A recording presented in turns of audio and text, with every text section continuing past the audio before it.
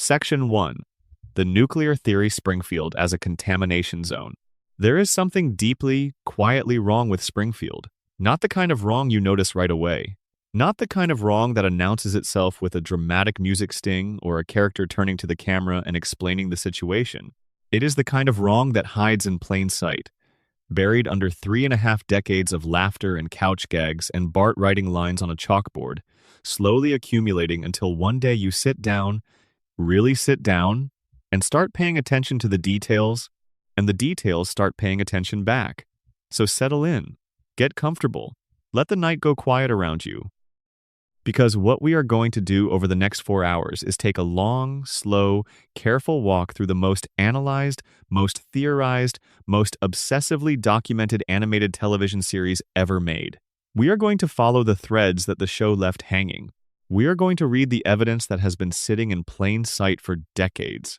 And we are going to arrive, together, at a version of Springfield that is stranger, sadder, and more beautiful than anything the show has ever admitted out loud. Let us start at the very beginning. Let us start with the thing that has been there since the very first season, radiating quietly in the background of every single episode, hiding in the yellow skin and the 4 fingers and the overbites and the bulging eyes of every single person who calls Springfield home. Let us start with the plant. The Springfield nuclear power plant is not a background detail. It is not a running joke. It is not a convenient symbol of corporate negligence that the writers deployed once and forgot about. It is the single most important location in the entire history of the show. More important than Moe's Tavern, more important than the school, more important than the house on Evergreen Terrace. The plant sits at the center of Springfield's geography, at the center of Springfield's economy, and if you follow the evidence all the way to its conclusion, at the center of everything that has ever gone wrong with every single person who lives within its shadow. Let us talk about what the plant actually is. It is a 2-unit pressurized water reactor facility. It has been operating since before the events of the series began. It is the primary source of electrical power for the entire town of Springfield, which means every lamp that gets switched on, every refrigerator that hums through the night, every television set tuned to whatever local programming Springfield receives, every single one of those everyday acts of modern living is powered by whatever is happening inside those cracked, aging, poorly maintained reactor cores. And those cores are not in good shape. A surprise safety inspection, depicted in the show's 2nd season, found 342 separate violations. 342. That is not a facility that has a few loose wires and a broken smoke detector. That is a facility that has been operating in a state of sustained, documented, catastrophically dangerous disrepair for what the show implies is a very, very long time. The estimated cost to bring the plant up to code was $56 million.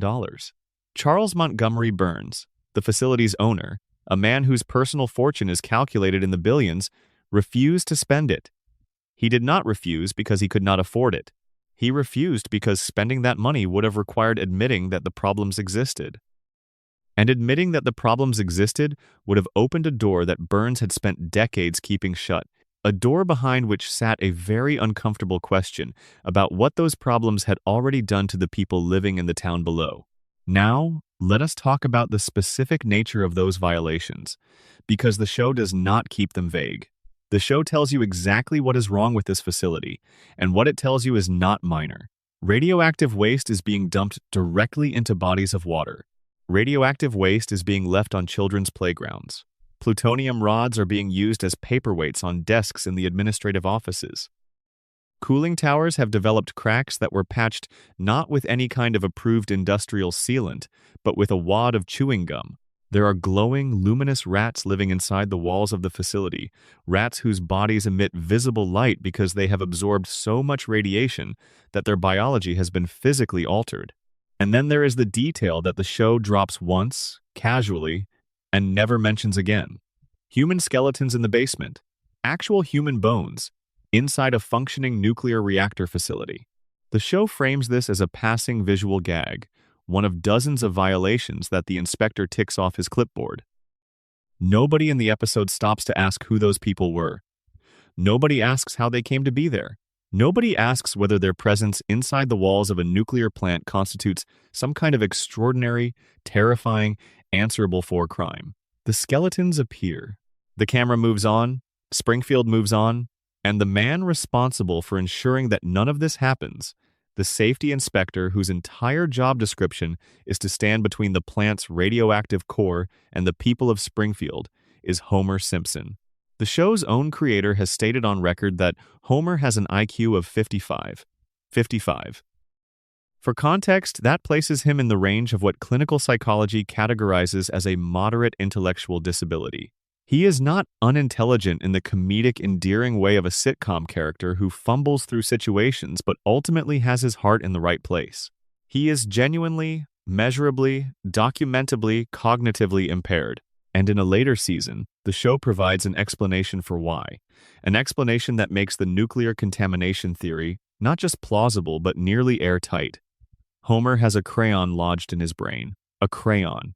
A child's drawing implement, bright red, inserted into Homer's nasal cavity at some point during his childhood and driven upward into his frontal lobe, where it has been sitting quietly, physically reducing his cognitive function for his entire adult life. The show reveals this in the episode where a doctor removes the crayon, and Homer's intelligence surges to genius level. He becomes articulate. He becomes perceptive. He sees the world around him with sudden, devastating clarity. He sees his job for what it really is. He sees Springfield for what it really is. He sees the architecture of his own suffering laid out in front of him like a blueprint, and it is unbearable. So he has the crayon put back. He chooses stupidity. He chooses the fog. He walks back into the pleasant gray cloud of cognitive impairment and closes the door behind him. And the show plays this as a kind of sad human moment, a man deciding that ignorance truly is bliss. But here's the question the show never asks. The question it drops like a stone into still water and then walks away from before the ripples reach the shore. How did a crayon get lodged in a child's brain in the first place without any medical professional noticing? Homer grew up in Springfield. He received medical care in Springfield. He had checkups and doctor's visits and encounters with Springfield's medical establishment spanning his entire childhood, adolescence, and adult life. And not once, not a single time, did any doctor, any technician, any medical professional with access to even the most basic diagnostic equipment find a foreign object embedded in the skull of their patient. There are two possible explanations. The first is that every doctor in Springfield is so comprehensively, catastrophically incompetent that they spent decades failing to detect a crayon in a man's brain, which is possible given the general quality of institutional function in Springfield. But the second explanation is more unsettling, and it connects to something much larger. What if someone knew the crayon was there? What if the medical establishment in Springfield, the same medical establishment that operates under the economic shadow of the town's largest employer, the same medical establishment that relies on the continued operation of the power plant for the town's economic survival, what if they found the crayon, knew exactly what it was doing to Homer Simpson's cognitive function, and made a deliberate decision not to remove it? Because a compliant Homer is a useful Homer. A cognitively impaired Homer is an Homer who goes to work every day without asking too many questions. An Homer who does not investigate the violations. An Homer who does not report the waste dumping. An Homer who does not connect the dots between the plant's emissions and the three-eyed fish in the river and the yellow skin on his children. But we are getting ahead of ourselves. Let us come back to the contamination theory, because the evidence does not rest on Homer alone. The very first visible mutation in Springfield appears in the second season. Blinky. The three-eyed fish. Blinky is pulled from a river that runs downstream from the power plant. And within the logic of the show's universe, Blinky becomes a national news story. A gubernatorial candidate uses Blinky as the centerpiece of his campaign against Burns, waving the mutated fish in front of cameras and demanding that the nuclear facility be held accountable for what it has done to the local wildlife. Burns is forced to sit down at a dinner table and eat the fish on live television to prove that it poses no threat to human health. The town watches, the camera moves, the episode ends. Nobody conducts a follow-up study on the river water. Nobody tests the water supply for radiation. Nobody asks the only logical question that the existence of a three-eyed fish in a public waterway should trigger, which is this. If the fish have three eyes, what is happening to the people who have been drinking water from the same source for decades? The answer, the show suggests without ever quite saying out loud, is already visible.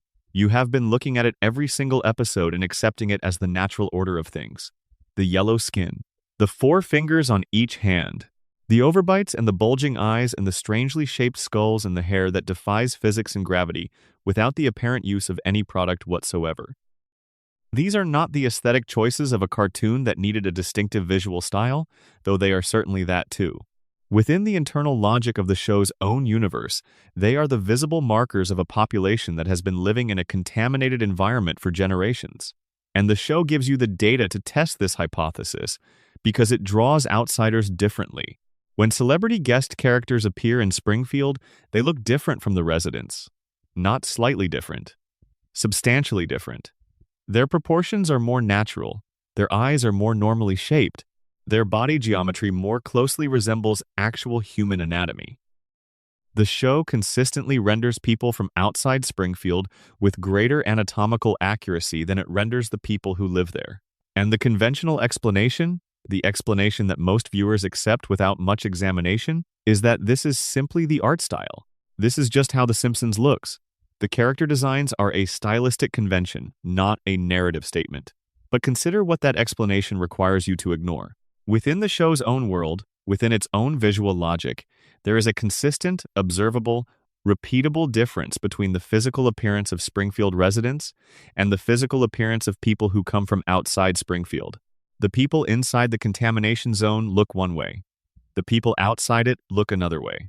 And the difference maps perfectly onto what you would expect to see if decades of low-level radiation exposure had worked its way through a population's biology. Even the animals show the effect.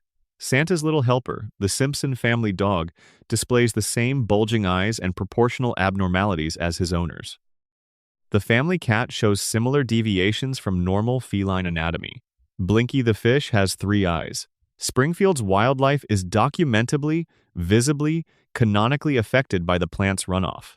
The show tells you this directly.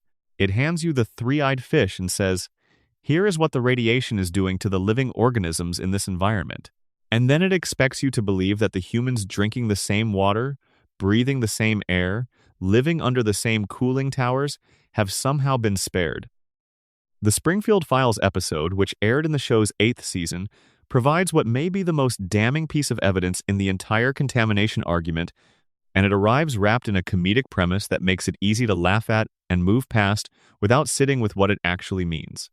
Homer, walking home through the woods at night, encounters a glowing figure, a figure that emits visible green light from its own body, a figure that moves strangely, that seems barely human, that causes Homer to flee in genuine terror and report to the authorities that he has seen something not of this earth. The episode builds toward this reveal with genuine craft. FBI agents arrive. The town becomes consumed with alien mania. And when the truth is finally disclosed, it is this. The glowing figure in the woods is Mr. Burns.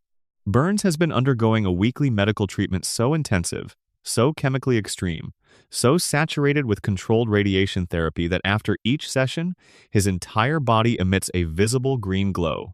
The treatment keeps him alive for exactly one more week. Without it, he dies. The show presents this as the resolution of a comedic misunderstanding. Homer saw an alien. It was actually his boss. Everyone laughs and goes home. But the implications of what the show just told you are not small. Burns is so thoroughly saturated with radiation that his body emits light. He does not just work near radiation. He is powered by it. His continued biological function depends on regular, scheduled doses of the same substance that his poorly maintained plant has been leaking into the water and air and soil of Springfield for as long as anyone can remember. And the people of Springfield, looking at a glowing humanoid figure stumbling through the trees, decided it must be an alien, not the power plant that dominates their skyline, not the radiation they have been absorbing their entire lives, an extraterrestrial visitor. That is not a comedic misunderstanding. That is a portrait of a community whose capacity for critical thinking has been so thoroughly compromised that they cannot connect visible evidence to obvious causes. They are looking at radiation poisoning and seeing a science fiction movie. They are living inside the explanation and cannot see it because the explanation has already affected the part of them that would need to be working in order to recognize it. This is the closed loop at the heart of the contamination theory. The radiation does not just mutate bodies, it damages minds. It compromises the neurological function necessary for critical thought, for the kind of sustained, logical chain reasoning that would allow a population to look at their environment and say, something here is making us sick. Homer cannot think clearly enough to understand why his life is the way it is, because the environment that created his life has damaged the cognitive machinery he would need to figure that out. The fish have 3 eyes, and Homer lives 50 feet from the reactor, and Homer cannot figure out the connection. Not because he is a lazy character, and not just because there is a crayon in his frontal lobe, but because the town itself is designed, whether by accident or by the deliberate policy choices of its most powerful resident, to prevent that kind of thinking from happening. Burns knows. The show is explicit about this across multiple episodes and across the accumulated evidence of his behavior over 3.5 decades. Burns funds private medical research. He maintains personal physicians whose capabilities and equipment exceed anything available to the general public. He undergoes weekly treatments that represent the cutting edge of radiation management science. Burns understands radiation better than anyone else in Springfield, not because he studied it academically, but because his life depends on managing its effects in his own body every single day. He is a living experiment in what sustained radiation exposure does to a human being, and he has been running that experiment on himself for over a century. He knows what the plant is doing to Springfield. He has always known. And the evidence that he has not merely tolerated this knowledge but actively constructed his operation around it is built into the details of Homer's employment. When German investors briefly acquired the plant in a season 7 episode, the very first thing they did after taking ownership was fire Homer. They looked at the safety inspector, understood immediately that he was not performing his function in any meaningful sense, and removed him. The second thing they did was commission a full assessment of what it would cost to bring the facility up to code. The estimate nearly bankrupted them. They sold the plant back to Burns. Burns bought it back. And the first thing he did when he regained ownership was rehire Homer. A competent safety inspector would shut the plant down within days. Homer is not a competent safety inspector. Homer is a man who sleeps at his workstation and eats donuts during meltdown warnings, and once caused a minor nuclear incident by throwing a pastry into the reactor core to see whether it would grow larger. Homer's incompetence is not a liability that Burns has failed to address. It is a feature. It is the central feature of Burns's operational model. An inspector who does not inspect, employed by a facility that benefits enormously from not being inspected, generating electricity for a population too cognitively affected by the facility's emissions to demand accountability. The machine runs itself. It has been running itself for 36 years. And the machine's product is not electricity. Electricity is just the mechanism. The product is Springfield.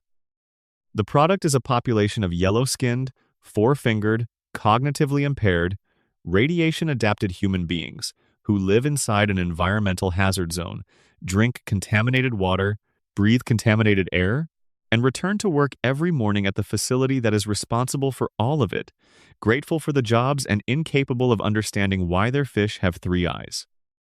In the Simpsons movie, the United States Environmental Protection Agency, operating as a real federal agency within the show's own universe, determines that Springfield's environmental contamination has reached a point so catastrophically severe that the entire town must be physically sealed under a glass dome to prevent its pollution from spreading to the surrounding region.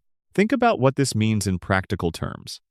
A real government agency with access to real scientific data looked at Springfield and concluded that the only viable solution was physical containment. Not cleanup, not remediation, not prosecution of the facility's owners. A dome. A giant glass dome, sealing every resident inside a space that even the federal government had officially classified as too toxic for the outside world. The people inside the dome when it went up were still inside it. The Simpsons and their neighbors, everyone who had been drinking that water and breathing that air and living in the shadow of those cracked cooling towers, They were inside the dome when the EPA determined it was necessary to prevent the rest of the country from being exposed to what Springfield had been living with for decades. This is the theory. This is the evidence. And the reason it has persisted for so long, the reason fans have been building it out and elaborating on it and finding new supporting details in every new season the show produces, is that it does not require you to invent anything. It does not require you to read against the grain of the show or to project meaning onto images that were not designed to carry it. The show gives you the three-eyed fish. The show gives you the 342 violations. The show gives you the glowing billionaire stumbling through the woods. The show gives you the dome. The show gives you Homer with a crayon in his brain and a job at a nuclear plant and an IQ that qualifies as a clinical disability. The show has been handing you this theory for 36 years. It just never told you that was what it was doing. If you are still awake, drop a comment with the time and where you are watching from, and if you want to stay in Springfield a little longer, subscribe. We are just getting started. Section 2. Homer's Coma Theory. The dream that never ended. Let us slow down now. Let us set the contamination theory aside, not because we are done with it, because we are never quite done with it. It will thread itself through everything that follows, but because there is another theory that sits alongside it, that in some ways encompasses it, that provides a framework so elegant and so emotionally resonant that once you hear it, you cannot quite unhear it.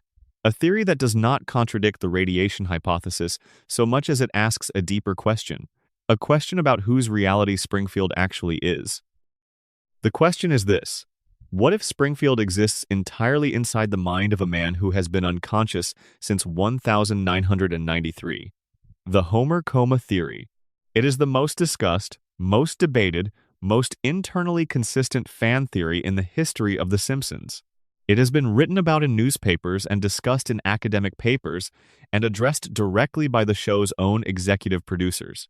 And it is based on a real event, a canonical event that the show depicted on screen, that the show's own writers acknowledged in the episode's production, and that has never been satisfactorily explained away by any official response from anyone involved in making the show. On April 1st, 1993, the 18th episode of the show's 4th season aired. It was called So It's Come to This, a Simpsons clip show. The premise involved Bart playing a series of escalating April Fool's pranks on Homer, each one more elaborate than the last, until the final prank involved taking one of Homer's beer cans to an auto body shop and placing it inside an industrial paint shaker and shaking it for an extended period of time. When Homer opened the can, the resulting explosion was violent enough to send him to the hospital. Homer is lying in his hospital bed, recovering. He sees a vending machine across the room. He decides he wants a candy bar. He gets up, goes to the machine, and the machine tips over and crushes him. Homer flatlines.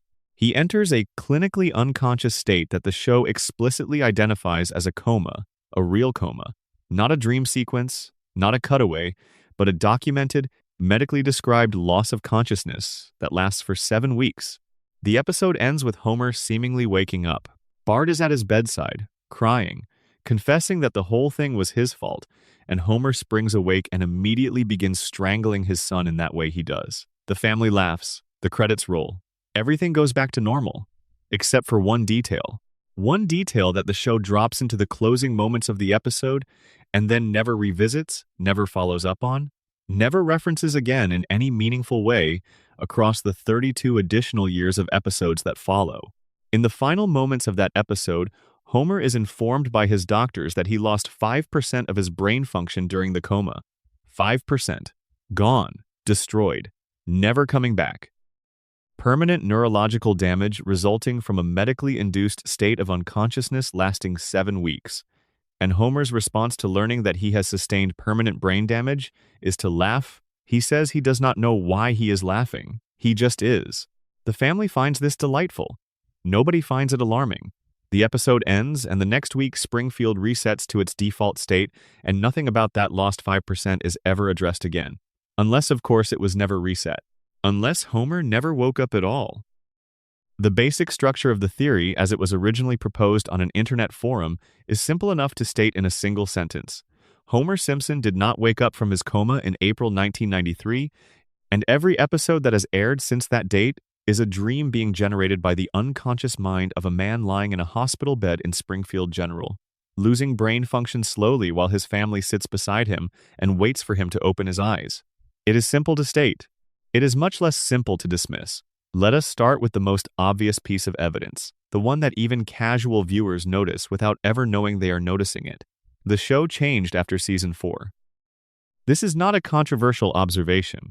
It is something that has been discussed extensively in fan communities for decades, usually framed as a debate about when the show lost its edge, or when the writing declined, or when the golden age ended.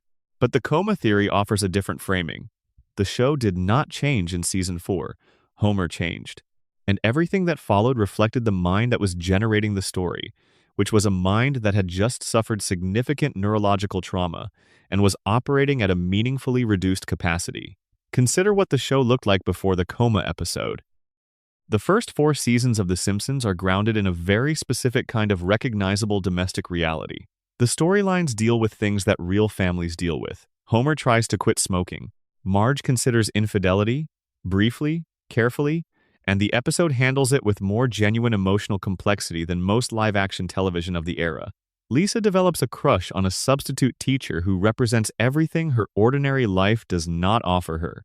Bart faces being held back a grade and the genuine, unromanticized panic of a child who realizes that failure has real consequences. These are not exotic situations. They are not adventures. They are the kinds of situations that happen in actual households, rendered through the lens of satire but rooted in the rhythms and textures of actual human experience. Financial stress, marital tension, academic failure, the specific grinding anxiety of working-class American life in the late 1980s and early 1990s. The show's emotional core was built on recognition. You watched it and you saw something that resembled your own family, distorted and exaggerated but structurally familiar. After the coma, the trajectory changes. It does not change gradually. It changes suddenly, and the direction it changes toward is a very specific kind of escalation that bears a strong resemblance to the logic of dreams. Homer goes to space. Homer becomes the leader of a vigilante group. Homer joins a secret society. Homer meets God twice. Homer discovers that his mother, long believed dead, has been living as a fugitive radical. Homer befriends dozens of celebrities. Homer holds hundreds of different jobs. Occupations so varied and so disconnected from his actual employment history that the accumulation of them starts to feel less like the biography of a real person and more like the associative wandering of a sleeping mind generating new scenarios out of the ambient material available to it. The escalation is so dramatic that it has become one of the primary metrics by which fans date the decline in the show's quality. But the coma theory argues that decline is the wrong word for what happened. What happened was not a decline. It was a transition. Homer's brain, damaged, oxygen-deprived, operating on reduced capacity, began generating a version of Springfield that reflected its own altered state. The logic of the world became looser. The stakes became simultaneously higher and less meaningful. The same story. Homer in jeopardy, Homer needing to be saved, Homer surviving something that should have killed him, began to repeat in variations that grew more elaborate with each iteration. Because that is what damaged minds do when they dream. They run the same emotional loops, the same core anxieties and desires, through increasingly baroque external scenarios. Homer wants to be valued. Homer wants his family to be safe. Homer wants to prove himself. The dream generates situations that test these desires endlessly, in environments that grow stranger with each iteration, because the part of his brain responsible for keeping the narrative grounded has been compromised. There is a detail from 6 months before the coma episode that the theory uses to particularly striking effect. In the season 4 premiere, the episode Homer the Heretic, Homer has a direct conversation with God, a face-to-face, spoken dialogue with an omniscient deity, in which God tells Homer that he will one day learn the meaning of life, but that the time has not yet come. God tells Homer that his time is coming, not in a threatening way, in an almost gentle way, a prophetic way. 6 months later, Homer is in a coma. The timeline is exact. The show depicts God speaking directly to Homer, telling him that something significant is approaching. 6 months later, Homer's conscious life ends. What the show frames as a quirky theological gag reads, under the coma theory's logic, as a prophecy. God was preparing Homer for what was about to happen. The warm, faintly amused, divine voice that Homer encountered in his dream living room was giving him advance notice.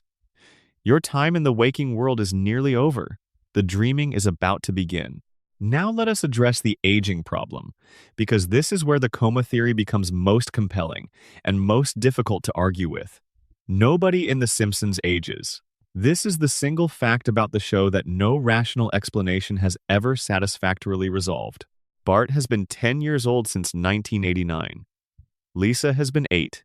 Maggie has been 1. Homer and Marge have existed in a permanent state of mid-30s for over 3 decades. The show's standard explanation, offered by its creators when pressed, is the floating timeline. The characters exist in a state of temporal suspension. The present is always the present. The year changes, but the ages do not. This is true as a description of the show's narrative mechanics.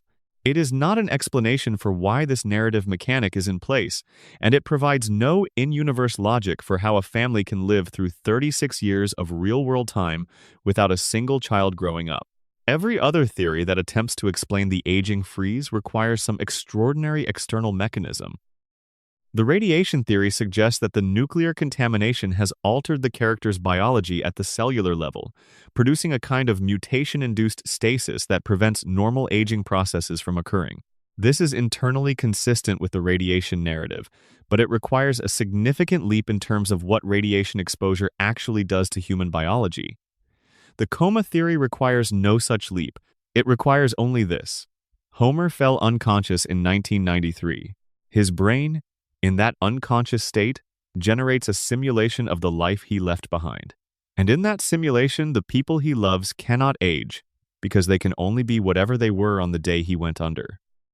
His children cannot grow up because he was not conscious to watch them grow up. His wife cannot develop new wrinkles because the last image of her face that his working memory contains is the one from 1993.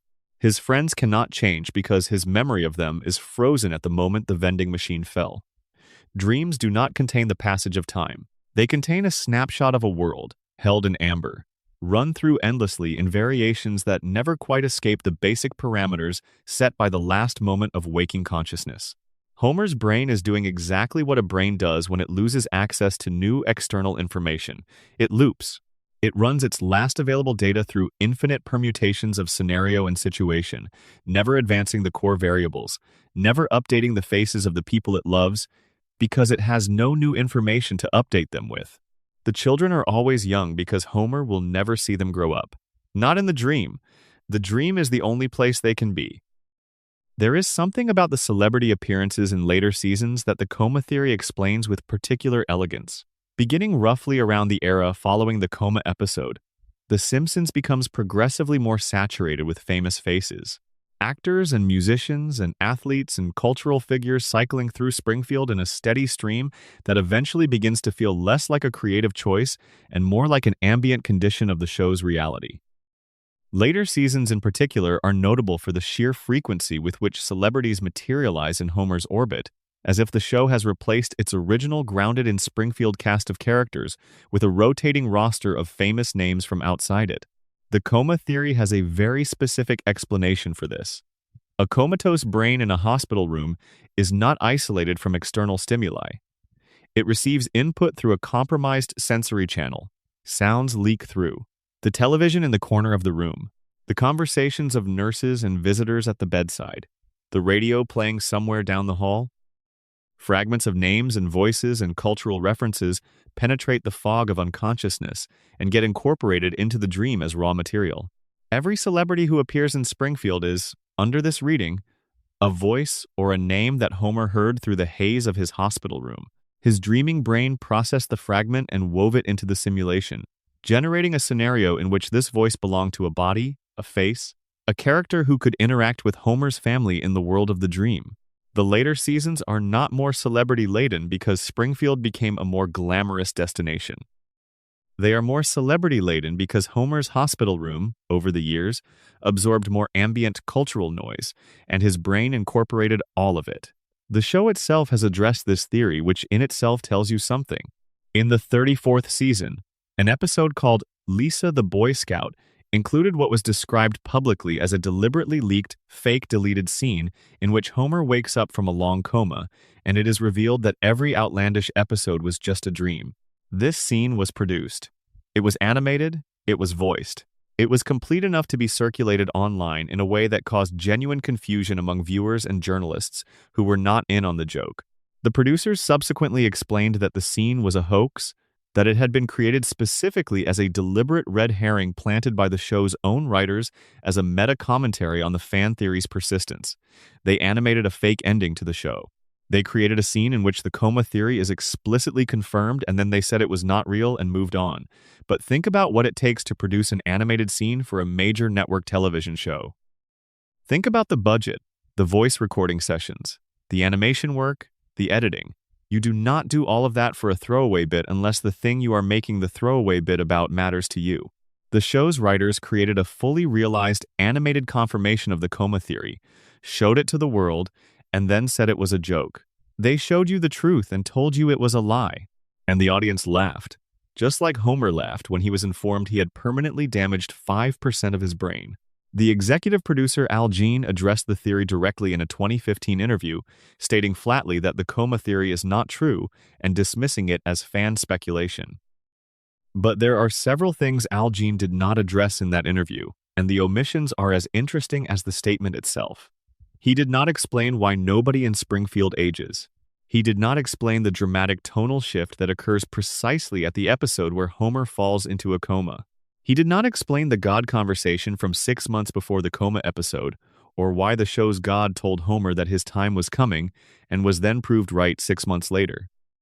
He did not explain why the show becomes progressively more surreal and logically untethered with each passing season, tracking almost exactly the trajectory you would expect from a narrative generated by a brain that is slowly deteriorating. He said, "It is not true." The interviewer moved on. The fans did not. Because the theory does something that no official explanation has ever achieved.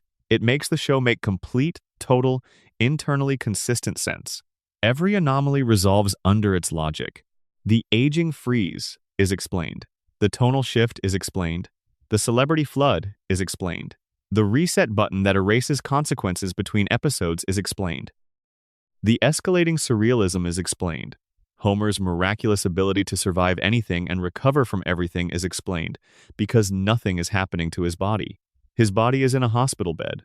Only his mind is in Springfield, and a mind cannot die in the story it is telling, because the mind is the storyteller. The emotional dimension of this theory is what keeps it alive in the imagination of everyone who encounters it. Because if the coma theory is true, then The Simpsons is not a comedy. It is a love story. It is the longest, most elaborate, most tenderly sustained love story ever told on television. And the thing Homer loves, the thing his damaged and diminishing brain uses every remaining particle of its function to preserve and protect and endlessly recreate, is his family. That is all he wants. Marge to still love him. Bart to still be his mischievous, infuriating, irreplaceable son. Lisa to still play her saxophone in her room at the end of the hallway. Maggie to still be small enough to hold. The house on Evergreen Terrace to still be full and loud and warm. And his Friday night on the couch with people he loves, watching television in the glow of a lamp he probably forgot to turn off before he left for work that morning. In the coma, the dream gives him all of it.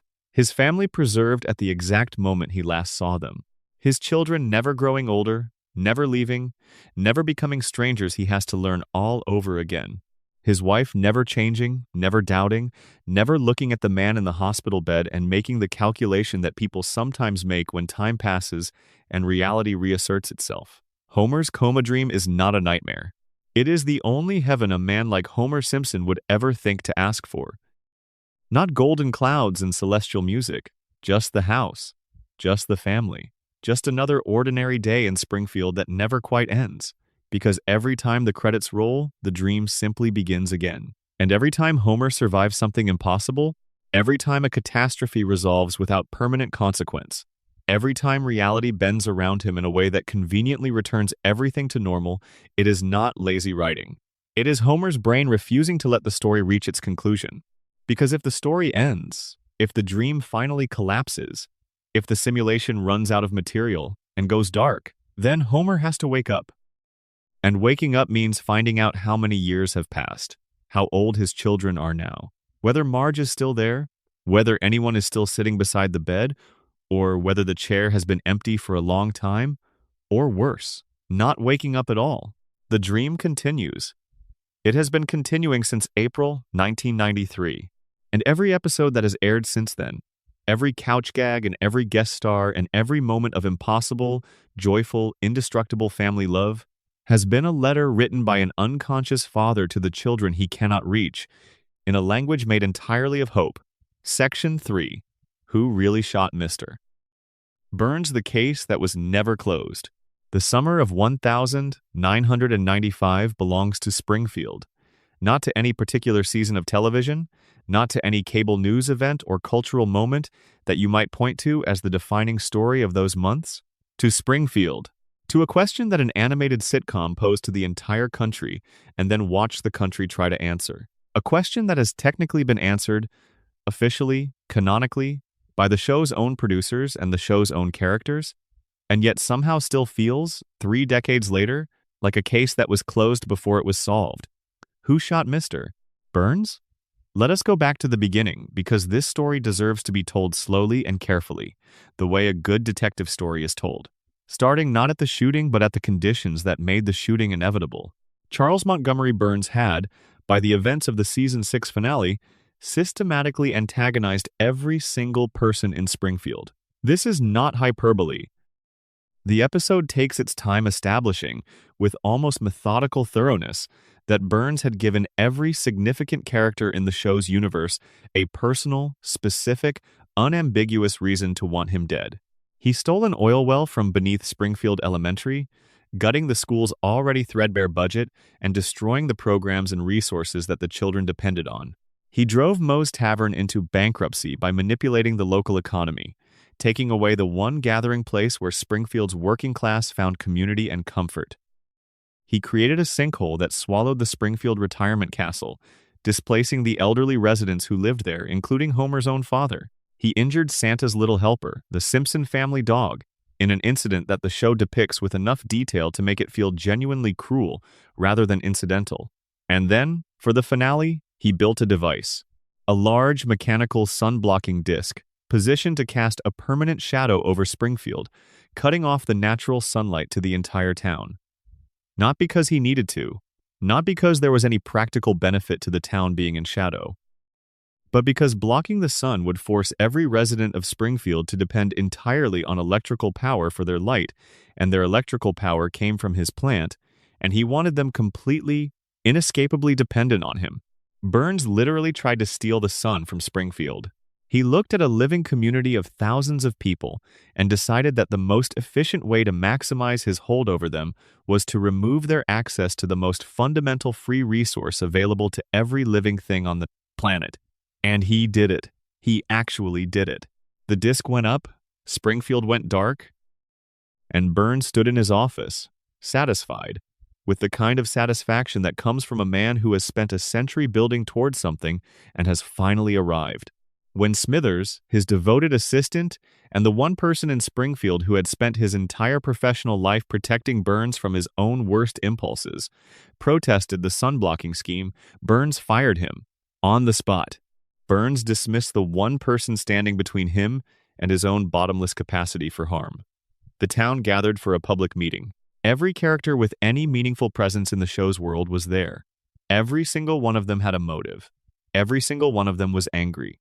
The episode was shot in a way that deliberately established each character's grievance, deliberately showed you each character holding or reaching for potential weapons, deliberately built the kind of pressure that only needs one spark to become catastrophic. Then Burns collapsed, a gunshot wound to the chest. He staggered to the town's sundial, fell, and his hands came to rest on 2 letters, W and S. Or, viewed from Burns's own perspective, M and S. And America spent the entire summer of 1995 trying to figure out who pulled the trigger. The contest that Fox ran around this mystery is itself a piece of evidence that something unusual was happening. They invited viewers nationwide to submit their guesses. The winner would be animated into a future episode of the show. The promotion was massive. America's Most Wanted produced a tie-in special, treating the fictional shooting like a real unsolved crime. The Simpsons for that summer was not just television. It was a puzzle that the entire country was working on simultaneously. And when the answer was revealed, in the Season 7 premiere, something quietly extraordinary happened in the results of that contest. According to the DVD commentary for the episode, not a single person from the randomly selected sample of contest entries had guessed correctly. Nobody won. Not one person, out of thousands upon thousands of submissions, had identified the shooter that the show's writers had decided on. The prize was ultimately awarded to a randomly selected entrant who received a cash payment instead of the intended animated appearance, because the show could not animate someone who had gotten the wrong answer. The writers noted that they were aware of exactly one person who had posted the correct answer online, on a Simpsons discussion board, on the night of the original broadcast. But this person was posting from a college internet account, and by the time the contest closed and the producers attempted to locate them, the account was gone. They had vanished entirely. The one person who figured it out was unreachable, and they have apparently never come forward in the 3 decades since. Think about what this actually tells you. The show ran a national contest, promoted it extensively, told the public that the mystery was solvable from the clues available in the first episode, and then the answer came out, and essentially no one had correctly identified the shooter. Either the clues were not actually sufficient to lead a careful viewer to the correct answer, or the answer did not follow logically from the available evidence in the way the show claimed it did. Possibly both. Let us look at the answer itself. When the second part of the mystery aired, the investigation plays out as a comedic procedural. Smithers confesses almost immediately, driven by guilt and the logic of his character, but his confession falls apart when it emerges that he was blackout drunk on the night of the shooting and had actually shot a completely different person in a completely different location. He shot old Jasper in his wooden leg, not Burns. Not even close to Burns. One by one, the other suspects are eliminated. Skinner has an alibi. Moe has an alibi. Tito Puente has what may be the greatest alibi in the history of television, a full musical performance in which he channels his anger at Burns into a samba, dancing himself out of suspicion with such style that it is impossible not to be charmed. The investigation stalls until the police find what appears to be a decisive piece of physical evidence, an eyelash found on Burns's suit. DNA analysis links the eyelash to a member of the Simpson family. Homer's fingerprints are on the gun. Homer had the most clearly established motive of any suspect, because Burns's inability to remember the name of the man who had worked for him for years, the recurring joke of Burns calling Homer by any name other than his actual name, had been building to a breaking point. Homer is arrested. He is about to be convicted, and then Burns wakes up. He regains consciousness in his hospital room and identifies his attacker. According to Burns, after the public meeting ended, he encountered Maggie Simpson in the parking lot. He attempted to take her lollipop. In the struggle, his gun fell from his holster. Maggie picked it up. The gun discharged. Burns was shot. Baby Maggie Simpson. Case closed. Except, let us look at the sundial clue. The detail that the show uses as its primary piece of physical evidence pointing toward Maggie. Burns falls, his hands land on W and S, which from his perspective reads M and S, Maggie Simpson, and the mystery is solved. Except that Burns himself, when asked directly, states that he did not deliberately position his hands to spell out his attacker's initials. He just fell. The sundial was there. His hands landed where they landed. The show's central piece of evidence in its own mystery is something that the victim explicitly describes as a coincidence. Burns did not point at the letters to identify his attacker. He fell down and his hands happened to land there. This means the sundial clue, the image that the show used in its marketing, the detail that was splashed across promotional materials and discussed in countless online and real-world conversations during that summer of waiting, was explicitly voided by the person it supposedly came from. Then there is the matter of the gun. Burns carried a gun in a holster. In the episode, the holster is shown empty before the shooting occurs. The gun was already missing from Burns's person before the attack. This means the shooter did not bring their own weapon to the town meeting. They used Burns's gun, which they encountered by chance or by design, and fired it. This narrows the suspect pool considerably. Most of the characters at the meeting were already armed. They came ready for a confrontation. But the person who shot Burns was someone who was not carrying a weapon, who found Burns's gun through whatever circumstance and used it. A baby finding a gun on the ground fits this profile. So do several other characters who were not armed that night, and who had reasons to be in the vicinity of Burns after the meeting ended. Burns's last words before being shot were, it is reported, a recognition. He said, "Oh, it is you." He recognized the person standing in front of him. He was not frightened. He was not alarmed. He said it with the tone of recognizing a familiar acquaintance. Does Mr. Burns know Maggie Simpson? Has he ever interacted with her in any meaningful, individual way prior to this episode? The show does not establish a prior relationship between Burns and Maggie that would justify this level of casual recognition. Burns barely remembers Homer's name, and Homer has worked for him for years. The idea that Burns would look at a 1-year-old child and say, with the calm familiarity of someone greeting a known quantity, "Oh, it is you," is difficult to reconcile with his established inability to recognize the people who are most directly and continuously present in his life. Now, the confession. In season 18, Homer makes a direct statement claiming that he was the one who shot Burns. He says it on camera. It is audible and clear. And the show's response to this confession is essentially nothing. Nobody investigates. Nobody reopens the case. Nobody contacts the police. Homer claims responsibility for the attempted murder of the most powerful man in Springfield, and the scene moves on.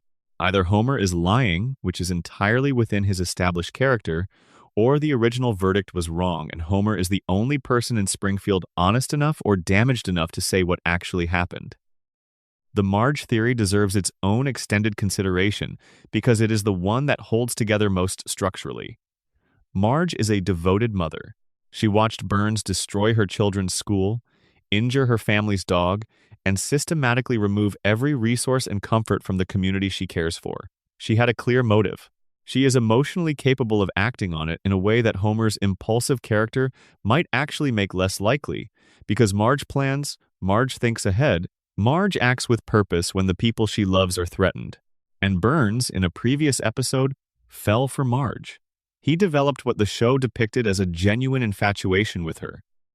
He pursued her, in his fashion. And when Burns woke up in that hospital room and looked around for the person who put him there, the theory proposes that he saw Marge.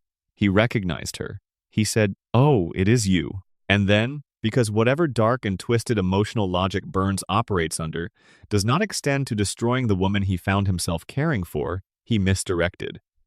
He gestured at the sundial. He let the investigation wander. The baby could not be convicted. Maggie was the perfect solution. Chief Wiggum himself acknowledges it. No jury in the world would convict a baby, he says. Possibly excepting Texas. Maggie is the ideal fall guy. An infant too young to deny the accusation, too young to understand what she is being charged with, and too young to ever face punishment for it.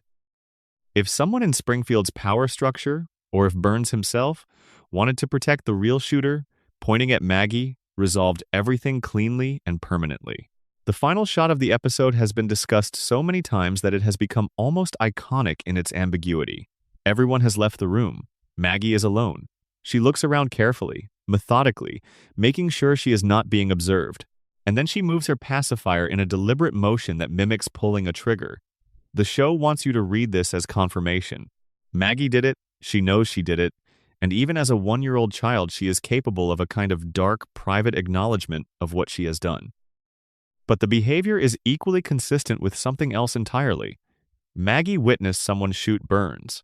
She is doing what babies do, which is imitate the actions of the people around them, replay things she has seen, incorporate observed behavior into her own movement vocabulary. Maggie is not confessing to having fired the gun. Maggie is remembering watching someone else fire it.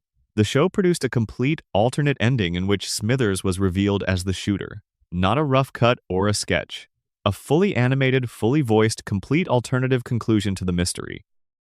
This ending was shown publicly, framed as a rejected possibility, dismissed by the character Troy McClure in a clip show with the observation that accepting it would require ignoring all the Simpson DNA evidence which would be downright nutty. The reference was deliberate. It landed in the exact same cultural moment as the O.J. Simpson trial, in which a jury did exactly that, ignored DNA evidence, and reached a verdict that contradicted it. The show was winking at you.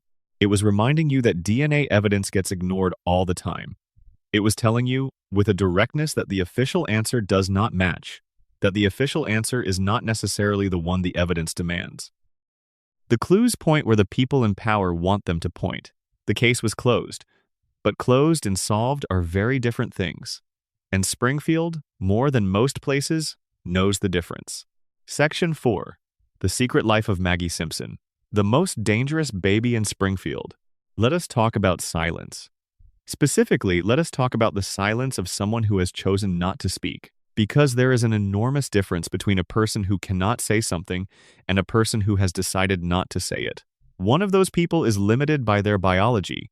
The other one is making a calculation, a strategic decision based on an understanding of their environment, sophisticated enough to conclude that silence is, in this particular context, with these particular people, in this particular situation, the most powerful available option.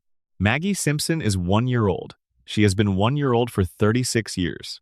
She communicates primarily through pacifier sounds and an expressive range of facial expressions that her family consistently fails to interpret correctly. She has spoken exactly once in any meaningful way. A single word, Daddy, voiced in a Season 3 episode by Elizabeth Taylor in what amounted to a celebrity cameo. The word was uttered once and has not been repeated.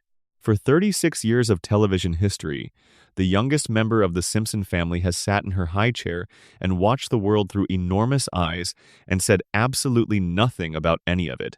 Most viewers treat this as a background condition of the show. Maggie does not talk because she is a baby, and babies do not talk. This is the surface reading, the easy reading, the reading that lets you file the observation under cartoon logic and move on.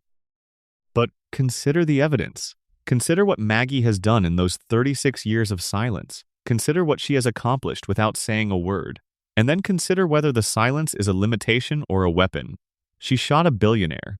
We have been through the arguments about whether the shooting was intentional or accidental, whether Maggie truly fired the gun or whether someone else did, and she is taking a fall. She is too young to refuse.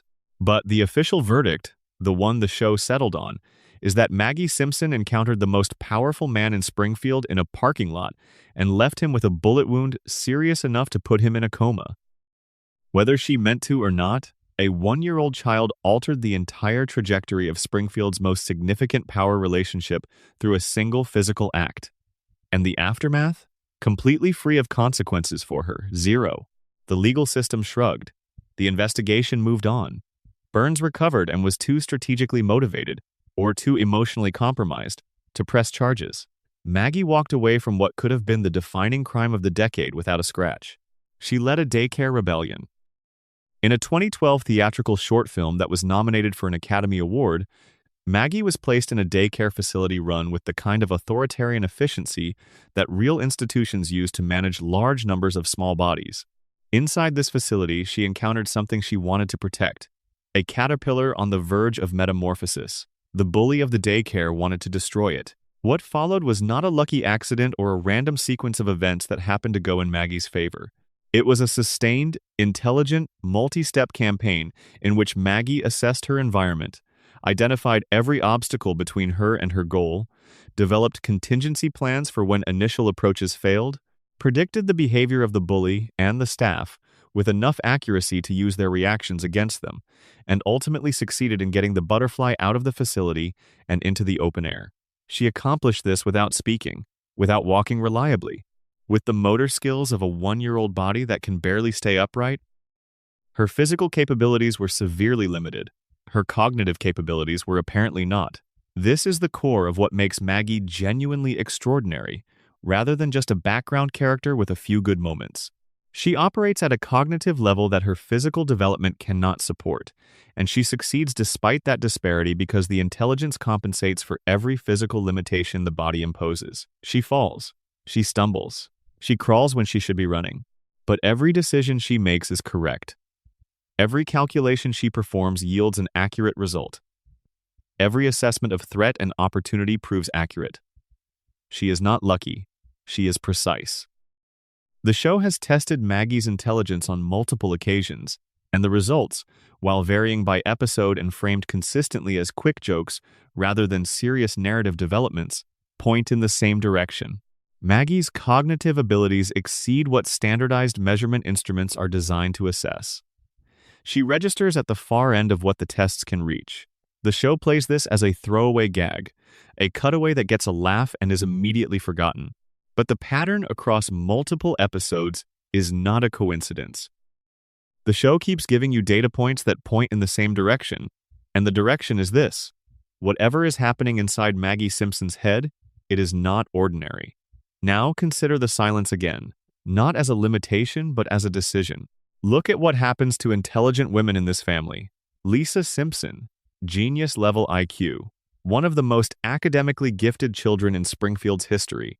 The character the show has consistently used to voice its most genuinely thoughtful observations about education, politics, the environment, ethics, and the texture of contemporary American life. Lisa is brilliant, and Lisa shows it, proudly, consistently, because she believes, with the faith of a child who has not yet had all her faith beaten out of her, that intelligence is valuable, that insight is worth sharing, that being the smartest person in the room means something good. And what has it gotten her? Isolation, mockery, dismissal, an endless series of episodes in which Lisa identifies a real problem, advocates for a real solution, and is either ignored, actively undermined, or pushed aside by a community that experiences her intelligence as an imposition. The show loves Lisa. The show also punishes Lisa relentlessly for the crime of being right. She speaks up and gets talked over. She challenges authority and gets sent to her room. She tries to make Springfield better, and Springfield responds by making her feel worse for having tried. Maggie has been watching this happen. Maggie has been in that household since she was born, absorbing the data that her family generates every single day, processing the patterns of who succeeds and who fails and why, and she has observed something that Lisa has not yet been able to fully absorb because Lisa is still inside the emotional experience of it. Being visibly intelligent in Springfield is a disadvantage. Every time someone in that house displays their capabilities openly, they are made smaller for it. Every time someone speaks the truth directly, the room finds a way to dismiss it. Every time someone tries to change the dynamic reasserts itself, and the person who tried to change it is back where they started, except now they are also exhausted from the effort. Maggie has watched this happen with Lisa over and over and over again, and she has drawn a conclusion that Lisa has not yet drawn, possibly because drawing it would require giving up on something that Lisa still believes in. The conclusion is, do not let them know what you can do. Silence is armor. Invisibility is power. The less they understand about your capabilities, the less they can work against those capabilities. The more you appear to be exactly what they expect you to be, quiet, passive, dependent, babyish, the more freedom you have to do what you actually need to do without interference. Maggie has not chosen silence because she has nothing to say. Maggie has chosen silence because she has understood, at an age when most children are barely beginning to comprehend object permanence, that in Springfield, what you reveal determines what you are able to accomplish. Think about the structure of every Maggie episode from this perspective. Every time Maggie does something remarkable, the family does not notice. The town does not notice. The investigation focused on every adult suspect and treated the baby as a convenient resolution rather than a serious one. The daycare rebellion succeeded in part because nobody was monitoring the infants closely enough to see them coordinating. Every heroic act Maggie performs, every moment where she is the one who actually saves the situation or resolves the problem, it happens in the margins, in the spaces where no one is paying close enough attention. And Maggie has made herself perfectly calibrated to exist in those spaces. She has perfected the performance of helplessness so thoroughly that it has become her primary operational environment. The show has given us glimpses of what happens when that performance slips. When Burns encounters Maggie and says, "Oh, it is you?" with the tone of someone recognizing a known quantity, that is not the recognition of a man who sees a random baby. That is the recognition of someone who has had previous, meaningful contact with this particular individual and is aware that this encounter may be significant. Whether or not Burns understood the significance correctly, whether the encounter ended the way the show says it did, or the way some alternate theories suggest, Burns knew who Maggie was. He recognized her. He had a prior frame of reference. And Maggie, in that final shot of the episode, alone in the room, checking her surroundings before reenacting the shooting in private, demonstrates something that should freeze the frame of anyone watching carefully. She checked. She looked around the room to make sure no one was watching before she allowed herself to react to what had happened. That sequence of actions, assess environment, confirm privacy, then and only then act, is not reflexive behavior. It is not random movement. It is the behavior of someone who has internalized the principle that being observed doing certain things has consequences, and who takes active precautions against being observed doing those things. A 1-year-old child, demonstrating the behavioral logic of operational security. Connect this to the radiation theory and you get something worth sitting with. If Springfield's contaminated environment creates mutations, and if those mutations are distributed differently across different individuals, then Maggie and Homer represent opposite ends of a spectrum. Homer's mutation degraded his cognitive function. The radiation, the accumulated exposure, the decades of contaminated water and cracked reactor and plutonium paperweights took a man who had the potential to be a genius and reduced him to a functioning disability. The environment took something away from Homer. What if, in Maggie, it gave something back? What if the same radioactive exposure that burned through Homer's cognitive architecture amplified Maggie's? Same cause, opposite effect, because biological systems do not respond uniformly to the same stimulus. Homer and Maggie are the same contaminated environment, expressing itself through two different bodies with two different outcomes. Homer is what radiation looks like when it takes from you. Maggie is what radiation looks like when, by some biological lottery you had no control over, it adds to you.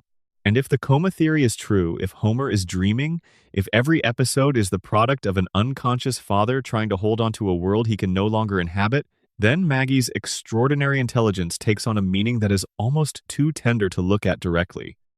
Homer cannot see Maggie grow up. He cannot hear her speak. He cannot watch her become whatever she is going to become. He cannot know whether she will be okay, whether the world will be kind to her, whether her gifts will protect her or endanger her. He is lying in a hospital bed, and Maggie is 1 year old, and she is going to grow up without him there. So in the dream, he makes her extraordinary. He gives her an intelligence that does not need protection.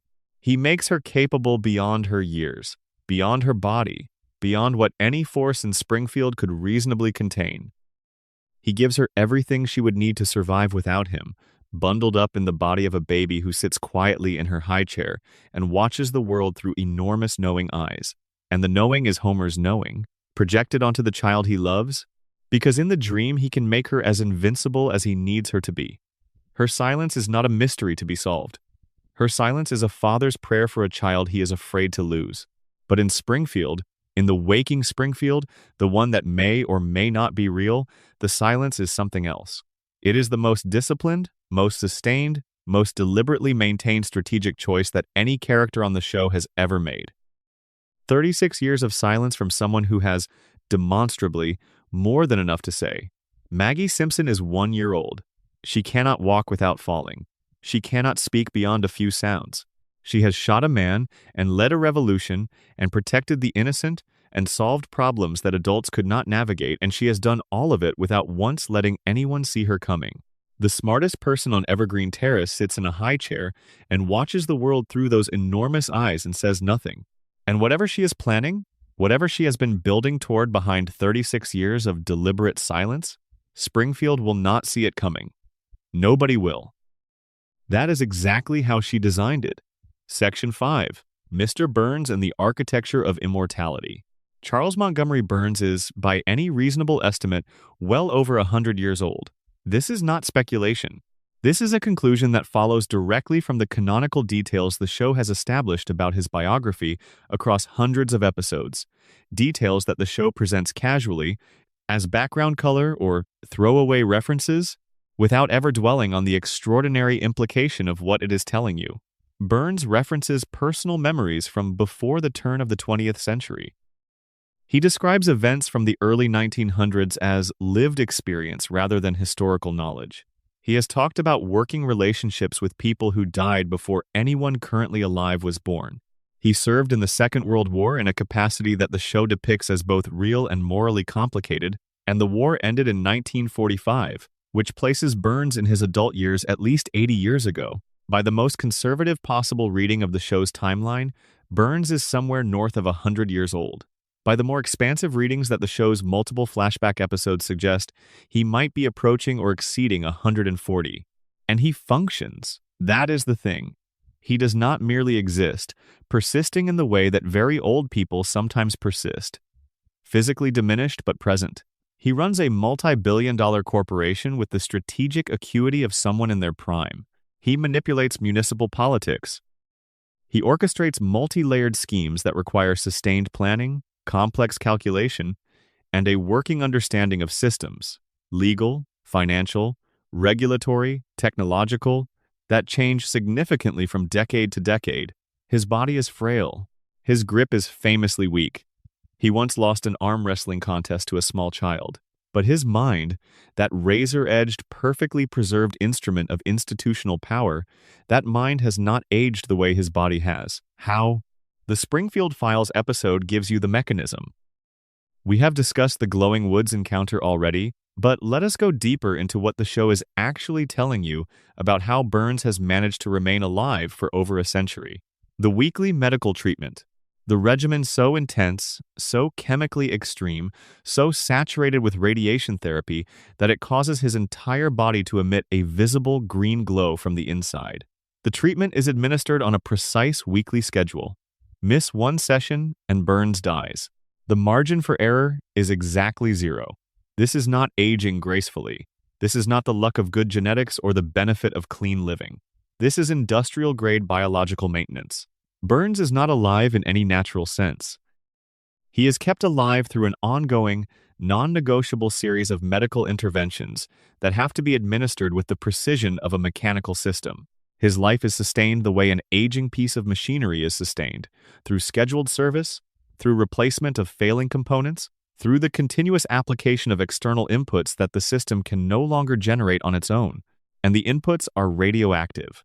The man who owns a nuclear power plant, the man whose facility has been leaking radiation into Springfield's water and air and soil for decades, is personally dependent on controlled radiation exposure to sustain his own cellular functions. Burns is not just profiting from radiation, he is powered by it. His biology has been so thoroughly altered by a century of proximity to nuclear material that it can no longer sustain itself through normal metabolic processes. He requires external radiation input the way a normal human being requires food and water and oxygen. Remove it and his systems fail within a week. This creates an interesting loop. The plant that poisons Springfield is also the mechanism that keeps Springfield's most powerful resident alive.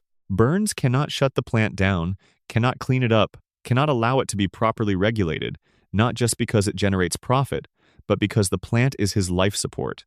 Every cracked cooling tower, every leaking waste pipe, every violation that he has refused to remediate, these are not just evidence of corporate negligence. They are features of a system that Burns requires to continue operating, because the radiation that leaks from those cracks and those pipes is the same radiation that his weekly treatments are refined from, derived from, powered by. The contamination of Springfield is not a side effect of Burns's operation. It is the operation. Now, let us talk about Three Stooges syndrome.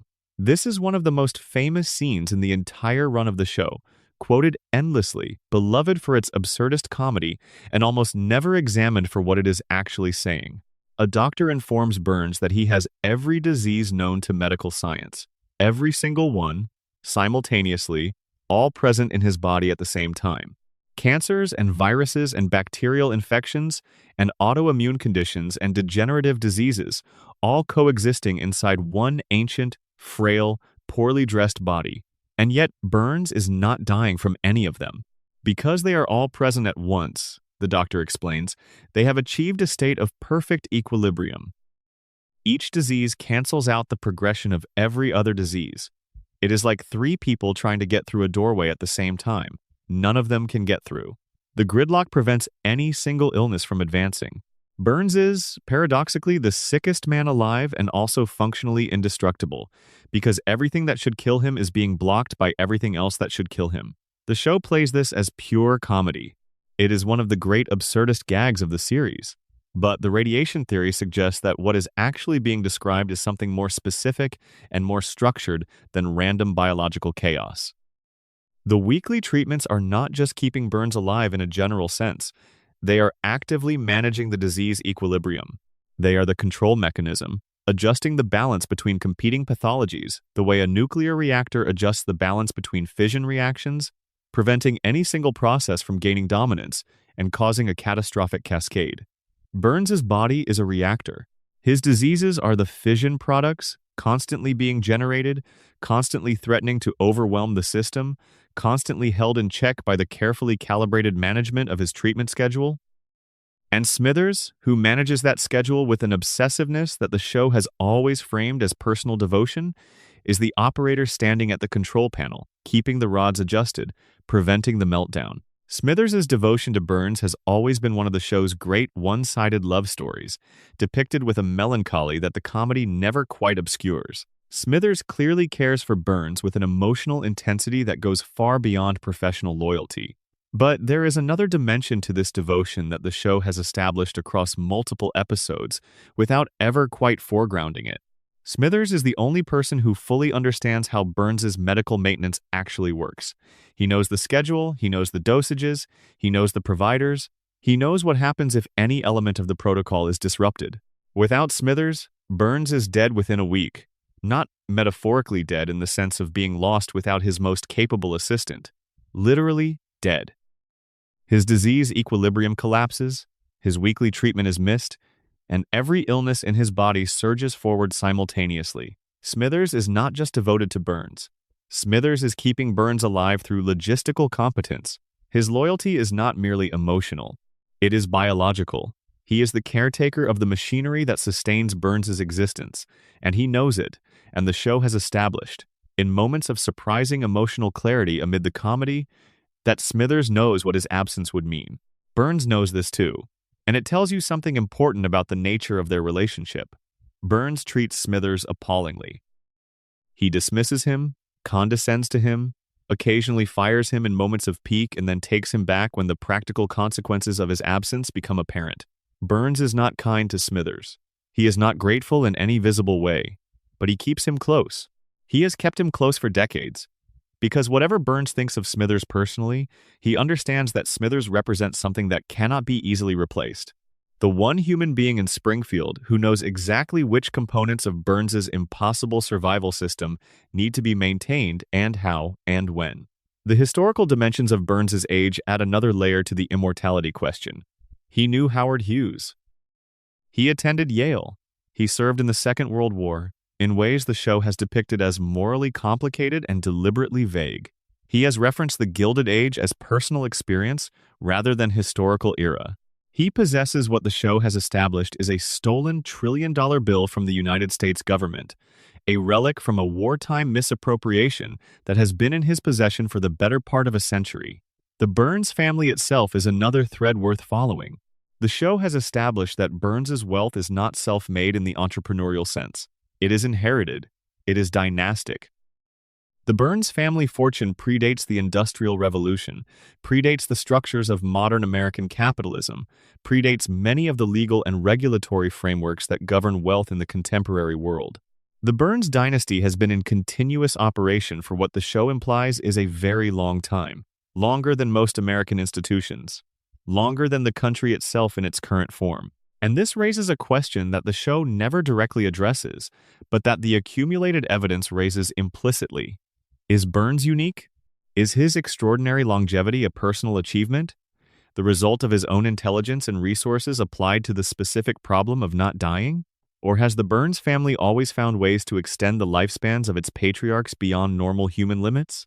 Before nuclear radiation, before modern pharmaceutical science, before any of the technology that currently sustains Burns's biological function, were there other methods, other protocols, other ways of ensuring that the man at the top of the Burns dynasty remained at the top, long past the point where biology would normally have reasserted its authority? The show does not say.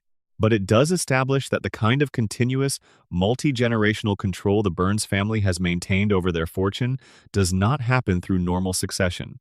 It requires either extraordinary luck, extraordinary measures, or some combination of both. Burns has survived being shot by Maggie Simpson. He has survived hospitalization after hospitalization. He has been abandoned in the wilderness. He has been attacked, poisoned, assaulted. He has been brought to the brink of death and returned from it more times than the show's writers have likely kept count of. And each time he returns, it is not through cartoon resilience of the Homer Simpson variety, not just the passive, unexplained survival of a character who cannot die because the plot needs him alive. Burns survives through infrastructure, through the machinery of accumulated wealth and institutional power, the private physicians, the pharmaceutical division, the resources that can be mobilized at any hour to reconstruct whatever the latest crisis has damaged. Homer's immortality is passive. He survives because the show requires him to. Burns's immortality is engineered. He survives because he spent a century building a system specifically designed to ensure his survival regardless of what happens to his physical form. Every dollar he has accumulated, every institution he has bent to his will, every politician he has purchased, and every regulator he has compromised, it all flows toward the same single objective. Keep Burns alive. Keep the treatments arriving on schedule. Keep the diseases in equilibrium. Keep the reactor running. Because if Burns dies, the system he built has to answer for what it has done to the people living inside it. And a system designed to perpetuate itself does not willingly create the conditions for its own accountability. Springfield cannot kill Burns because Springfield cannot survive without Burns. The plant powers the town. The town's economy depends on the plant's operation. The plant's continued operation depends on Burns's continued survival and continued decision-making. It is a closed loop, self-sustaining, self-perpetuating, feeding itself in an endless cycle that has no natural exit point. Burns is not immortal in the mythological sense. He has not cheated death through supernatural means. He is something simultaneously more mundane and more unsettling. He is a man who has made himself too expensive to allow to die, inside a system that he constructed specifically to ensure that the cost of his survival would always be distributed across the population of a town that has no other option but to keep paying it. He is not the oldest man in Springfield by accident. He is the oldest man in Springfield by design. Section 6. The Simpsons Predictions. How a cartoon rewrote the future. Let us slow down even further now and talk about something that has been bothering people for a very long time. The predictions. There is a genre of online content that has been circulating since roughly the mid-2000s, picking up velocity with each subsequent decade, and it can be summarized in a very simple format. Here is a screenshot from a Simpsons episode. Here is something that happened in the real world. They look the same. How? You have seen these. Everyone has seen these. The Trump presidency, the Disney-Fox merger, the smartwatch, the pandemic flu episode, the escalator shot.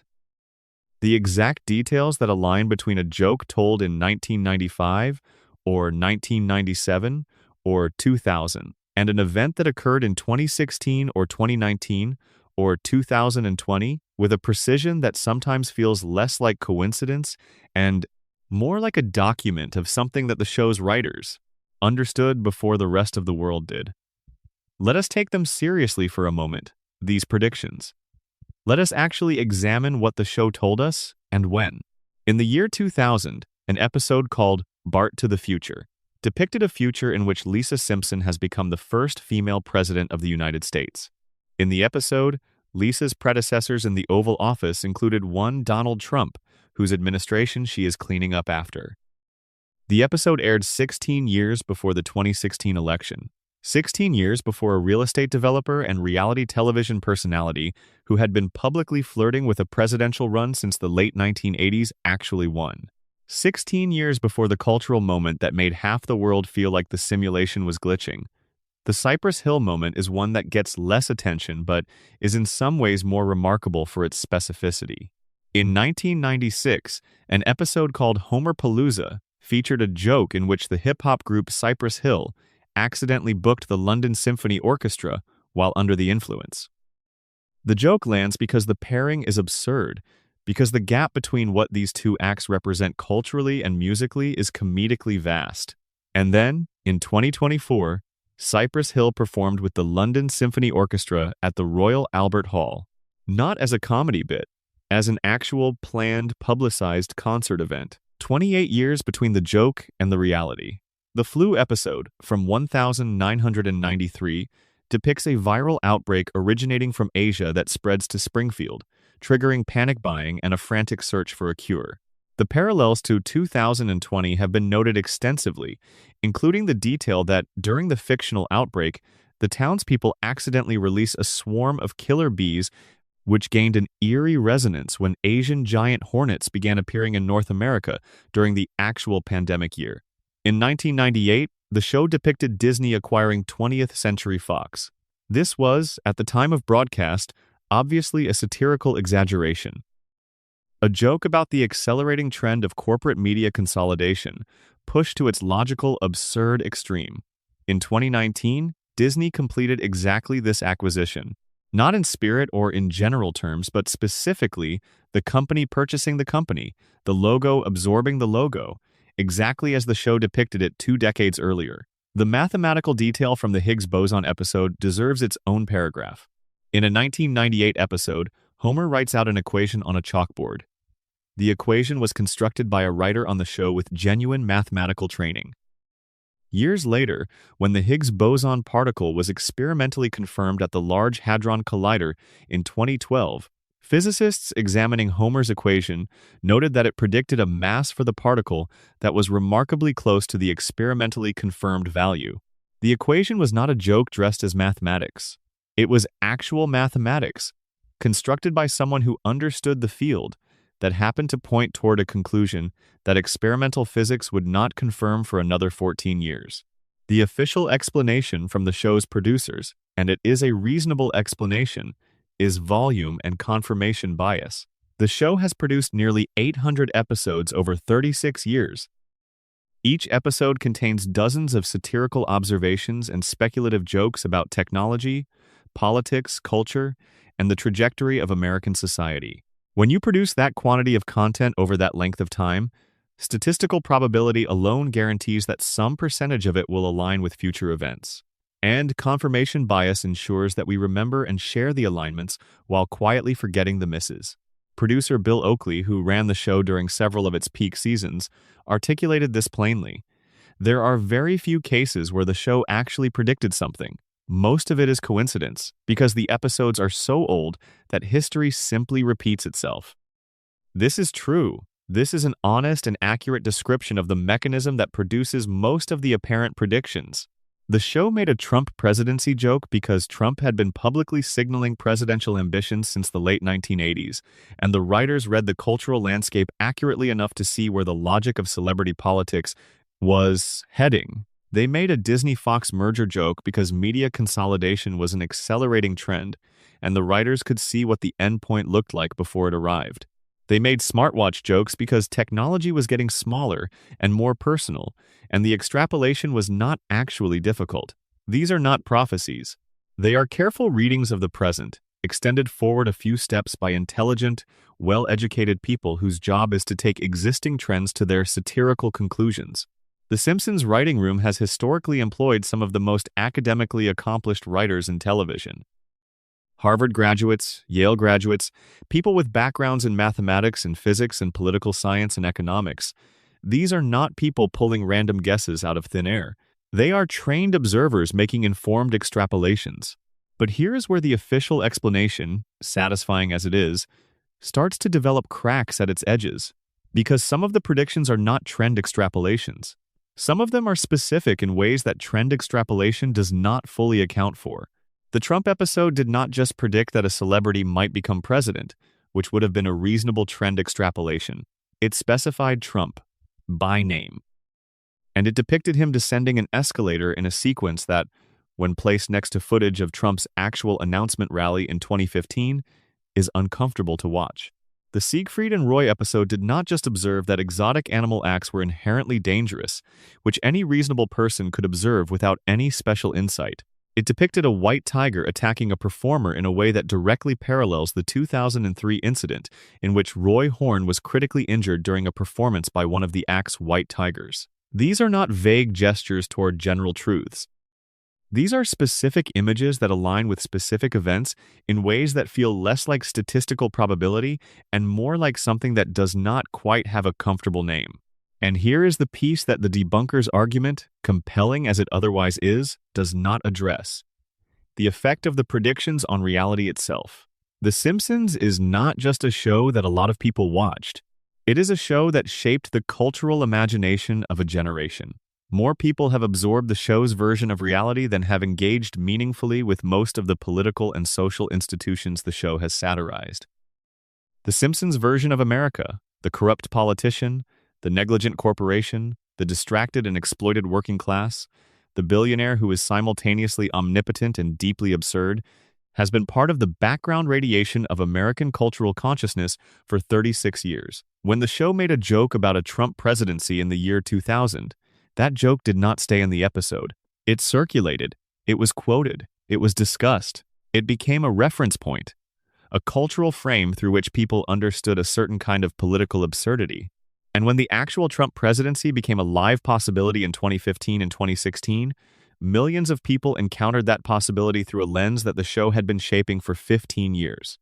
The idea was not shocking. It was familiar. The Simpsons had already shown it to them. It had already made it feel like an inevitable punchline rather than an unprecedented rupture in the normal order of things. This is not prediction. This is influence. The show does not see the future. The show creates the cultural preconditions for the future to feel inevitable when it arrives. It takes a possible world, renders it in loving satirical detail, and sends it out into the consciousness of an enormous audience. And that audience, having already imagined the world the show depicted, approaches the real version of it with a sense of recognition rather than shock. Springfield does not reflect America. America has become Springfield. The show held up a mirror for 36 years. And we stared into it for so long that we started to resemble what we saw. The nuclear power plant run by an ancient billionaire who cannot remember his employees' names, the safety inspector who is too impaired to do his job, the corrupt local government that responds to every crisis by restoring the status quo, the working-class family that survives everything and changes nothing, the democratic processes that are consistently manipulated by the most powerful person in the room. These are not predictions about where America was heading. These are descriptions of where America already was. The show just wrote them down first and distributed them at scale. The predictions that are actually most unsettling are not the ones that came true. The predictions that most unsettled the show's own writers, according to various interviews and commentaries, are the ones where the alignment was so precise that it exceeded anything the writing process should have been capable of producing. Where a specific visual image from a specific episode showed up years later in the news with a specificity that the official explanations do not comfortably accommodate. These are the ones the internet keeps sharing. The ones where the debunking feels technically adequate but somehow insufficient. The ones where you find yourself sitting with the image for a moment longer than logic requires, not because you believe in prophecy, but because the specificity is genuinely striking. 800 episodes. 36 years. Thousands of satirical observations about the trajectory of American culture. Some percentage of them had to come true. Confirmation bias ensures that only the ones that came true get remembered and shared. This is all true. All of it. And still, when you see that escalator shot side by side with the footage from 2015, it is difficult not to feel, just for a moment, that someone was paying a very different kind of attention. Section 7. Mona Simpson and the Conspiracy That Broke 3 Generations. For the first 6 seasons of the show, Homer Simpson's mother was dead. This was the story. This was what Homer knew about his own history, what Abe had told him, what he had grown up believing, what had shaped the particular texture of his longing, his clinginess, his desperate and sometimes embarrassing need to be loved by everyone around him. His mother died when he was young. Abe showed him a grave. Homer mourned in whatever way a child mourns something he barely understood, and then he grew up carrying the weight of it without quite knowing that the weight was there. That belief, that foundational conviction that he was a boy whose mother chose to leave through the one exit nobody could choose deliberately, shaped everything about Homer that the show has spent 36 years building a comedy out of. His terror of abandonment, his willingness to endure humiliation from Burns rather than risk losing his job, his compulsive need to hold his family close, his inability to maintain boundaries with the people he loves because the people he loves are, to Homer, the only evidence he has that the world is not fundamentally indifferent to his existence. Homer is not just a funny character who falls down and eats donuts and misses his son's baseball games. Homer is a wound that has been walking around Springfield for 4 decades, trying to pretend it is not bleeding. Season 7 revealed that the wound was inflicted by a specific person, by a specific act, and that the person responsible was signing Homer's paycheck every week. The episode is called Mother Simpson. It aired in November 1995, and it is, by broad consensus, one of the greatest episodes in the show's history. The mechanism by which Homer discovers the truth is itself characteristic of the show's comedy. He fakes his own death to get out of working on a Saturday, pushes a dummy off a cliff, and when Marge insists he go to the Hall of Records to correct the death certificate, he discovers something in the municipal records that should not be there. His mother is alive. The grave Abe showed him was not hers. It was the grave of a poet. Abe had been using a famous writer's headstone as a prop in a decades-long lie, walking his son past a stranger's grave and telling him his mother was buried there, for reasons that the episode reveals slowly, in a way that manages to be simultaneously devastating and completely comprehensible once you understand the full picture. Mona Simpson did not die. She did not leave because she stopped loving her son. She left because staying would have put Homer and Abe in danger. She was forced underground by a man whose name Homer knew well, whose facility Homer drove past every day on his way to work, whose signature appeared on the bottom of every paycheck Homer cashed. The story goes back to 1969. Mona was a housewife. She was married to Abe. She had a young son named Homer. She was living a quiet life in Springfield while the world outside was combusting through the civil rights movement and the counterculture and the protests against the war in Vietnam. And then something changed. She was radicalized, not in a caricatured sense. The show depicts her political awakening with enough genuine care that you understand what she was responding to and why. She joined a group of activists who had identified a target in Springfield. Not the nuclear power plant, something else.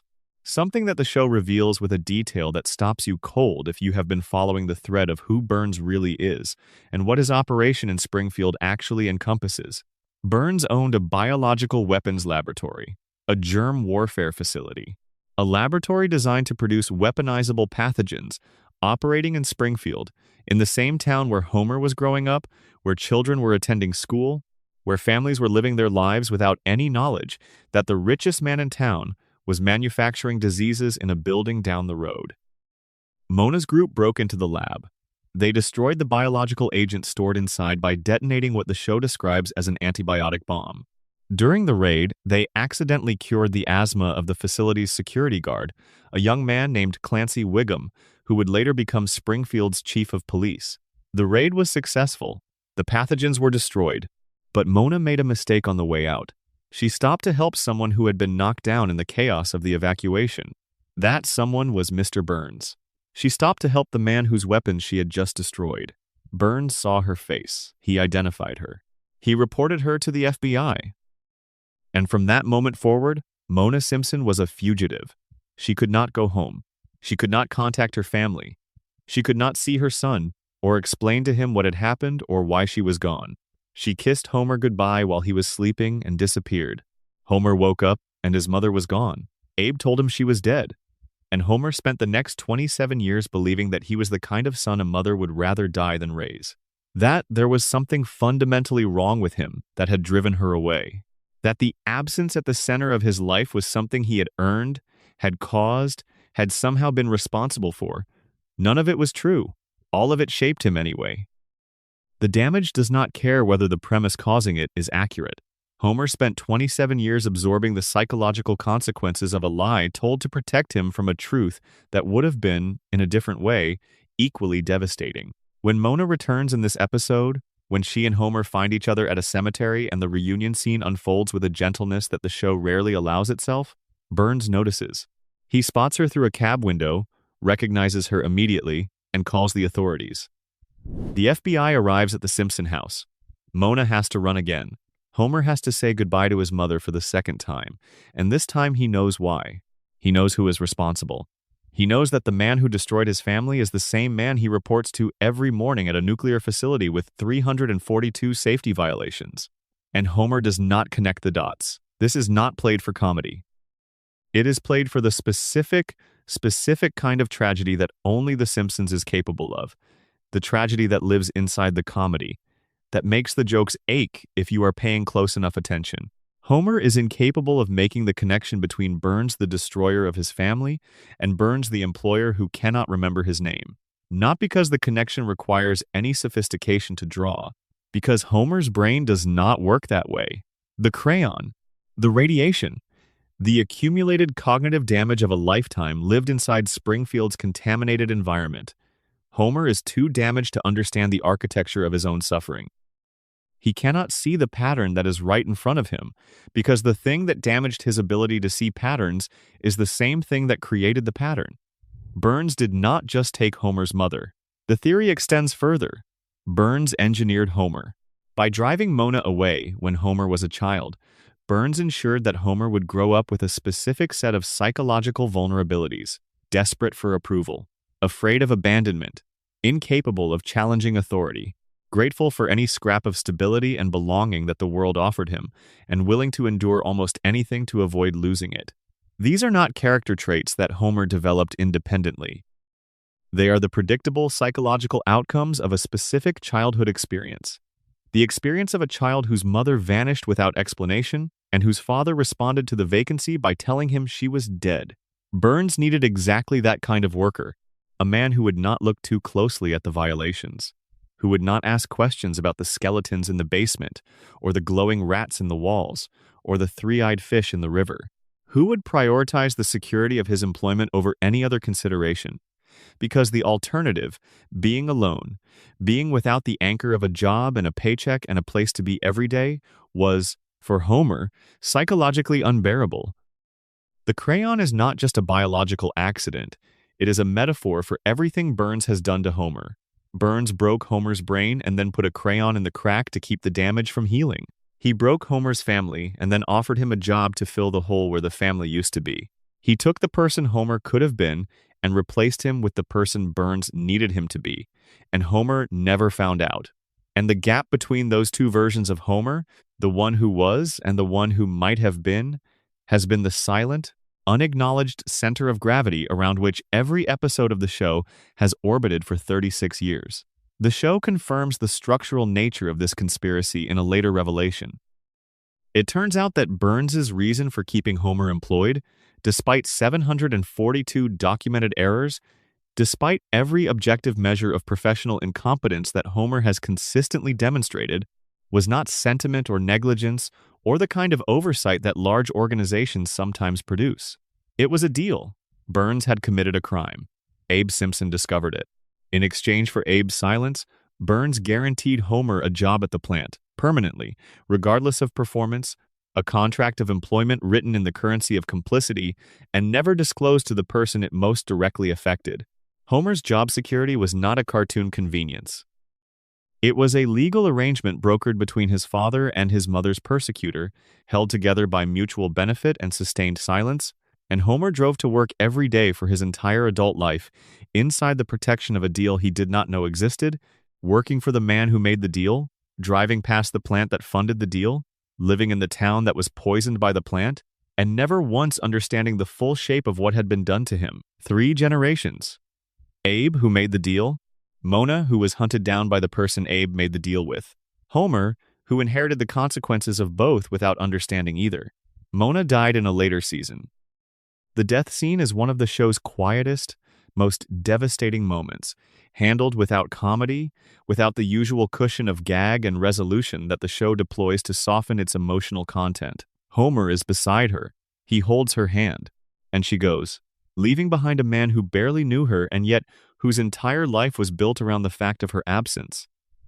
The comedy and the tragedy have always coexisted in The Simpsons, but Mona's story is the place where the show lets the comedy fall away entirely and shows you what is underneath. What is underneath is this. The Simpsons family was not always broken. There was a version of it that was intact. And a specific person, making specific choices, for specific reasons, broke it. The same person who continues to benefit from it being broken. The same person who drives past the same house every day in the same town and has never once been held accountable for any of it. Burns won. Burns always wins. Because in Springfield, the person with the most money writes the rules. And the rules say that Homer Simpson will work at the nuclear power plant until he dies, serving the man who stole his childhood, living in the contaminated shadow of the machine that stole his mother, and paying his electricity bill to the facility that is slowly, silently, comprehensively destroying him. He was broken before he ever clocked in. Burns made sure of that. Before Homer was old enough to know what a nuclear power plant was. Section 8. Principal Skinner is not real, the town that made truth illegal. Every town has a story it tells about itself. Every community, every neighborhood, every collection of people who share a geography and a history and a set of institutions that they hold in common has an official narrative. A version of events that everyone agrees is the real version, the one that gets told to newcomers and written into the local paper and referenced in speeches at civic occasions. The official narrative is not always false, but it is always curated. It is the version of the truth that the community can afford to acknowledge without threatening the conditions that allow it to continue functioning. In most communities, the process by which inconvenient truths get excluded from the official narrative is invisible. It happens through social pressure, through what does and does not get discussed at dinner tables, through what newspapers choose to cover and what they choose to ignore, through the accumulated, unspoken, never formalized consensus of people who all understand, without needing to say it out loud, that certain subjects are off the table. Springfield is not most communities. Springfield in the 9th season showed you this process in real time. They held a vote. The episode is called The Principal and the Pauper, and it is consistently ranked among the most controversial, most divisive episodes in the show's history. Critics called it the moment the show lost respect for its own continuity. Fans called it a betrayal. Harry Shearer, the voice of Principal Skinner, publicly expressed displeasure with the storyline, and the controversy has never quite settled, even decades later, because the episode did something that most television shows avoid doing. It showed you the infrastructure of its own unreality. Here is what happens. Springfield Elementary holds an event honoring Principal Seymour Skinner's 20 years of service to the school. The ceremony is interrupted by the arrival of a stranger, a man nobody in Springfield has ever seen before, who introduces himself as Sergeant Seymour Skinner, the real Seymour Skinner.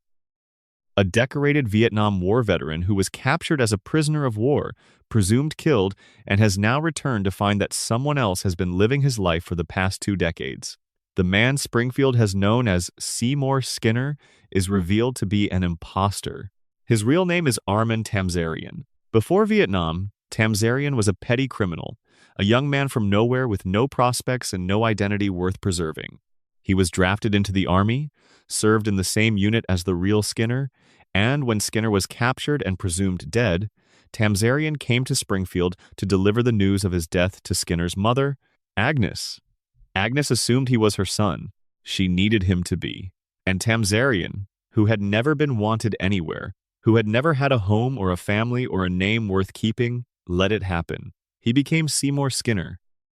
He took the name and the rank and the life and the mother, and he lived inside the stolen identity for 20 years, building a career and a personality and a set of relationships that were all rooted in a fiction he had never quite intended to tell, until the real Skinner walked through the door and the fiction became visible. Now, here is what Springfield did with this information. The town held a meeting. The true facts were established and acknowledged. The real Seymour Skinner was present, in the flesh, with documentation, a living refutation of the official narrative. The imposter, Tamzarian, was also present. The entire community understood, with perfect clarity, exactly what had happened, and then they voted, not on whether to prosecute Tamzarian for the decades of false identity, not on how to restore the real Skinner to his place. They voted on whether to acknowledge the truth at all, whether to let it matter, whether to allow the reality of what had happened to have any consequence in their shared life. The vote was unanimous. They chose the lie. They chose Tamzarian. They chose their comfortable, familiar, emotionally convenient version of Springfield Elementary's principle over the actual, documented, irrefutable truth that was standing right in front of them. And the judge, Judge Snyder, issued a legal decree formalizing the decision. The imposter was declared the real Skinner. By law, the actual Seymour Skinner, the real one, the war hero, the man whose name and life and mother had been borrowed without his consent, was bound to a railroad car and physically removed from Springfield. And the judge made it explicitly illegal to ever speak of what had actually happened, under penalty of consequences that the show depicts as genuinely punitive. The last honest man in Springfield was tied to a train and expelled.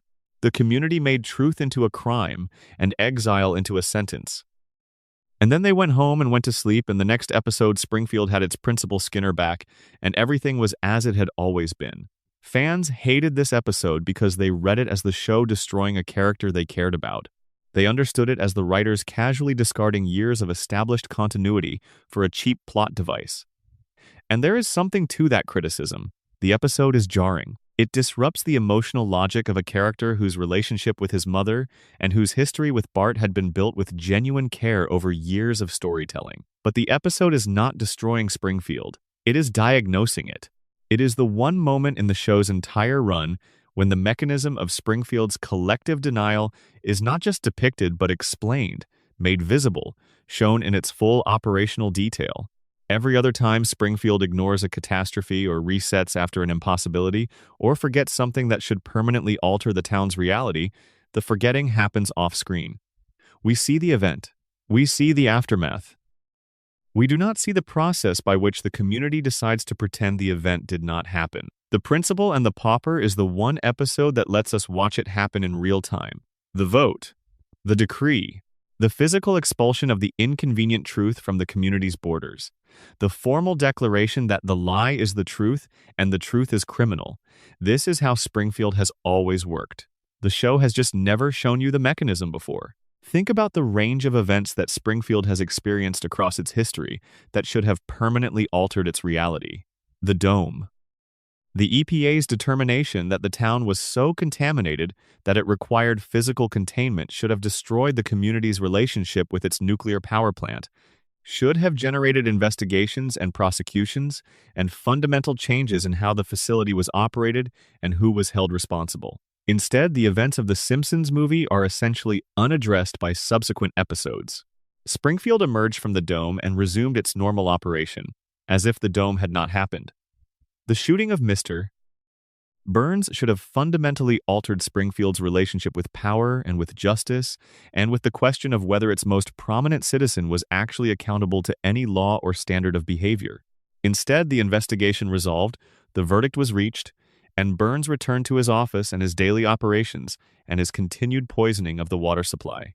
The revelation that Principal Skinner is not Principal Skinner should have shattered the community's trust in its own institutions, should have triggered a broader examination of who and what else in Springfield might be operating under false pretenses. Instead, the community voted to erase the revelation and carry on. Springfield resets after every catastrophe. Every theory in this video offers a different explanation for why. The radiation theory says the neurological damage prevents the formation of accurate long-term memories about traumatic community events.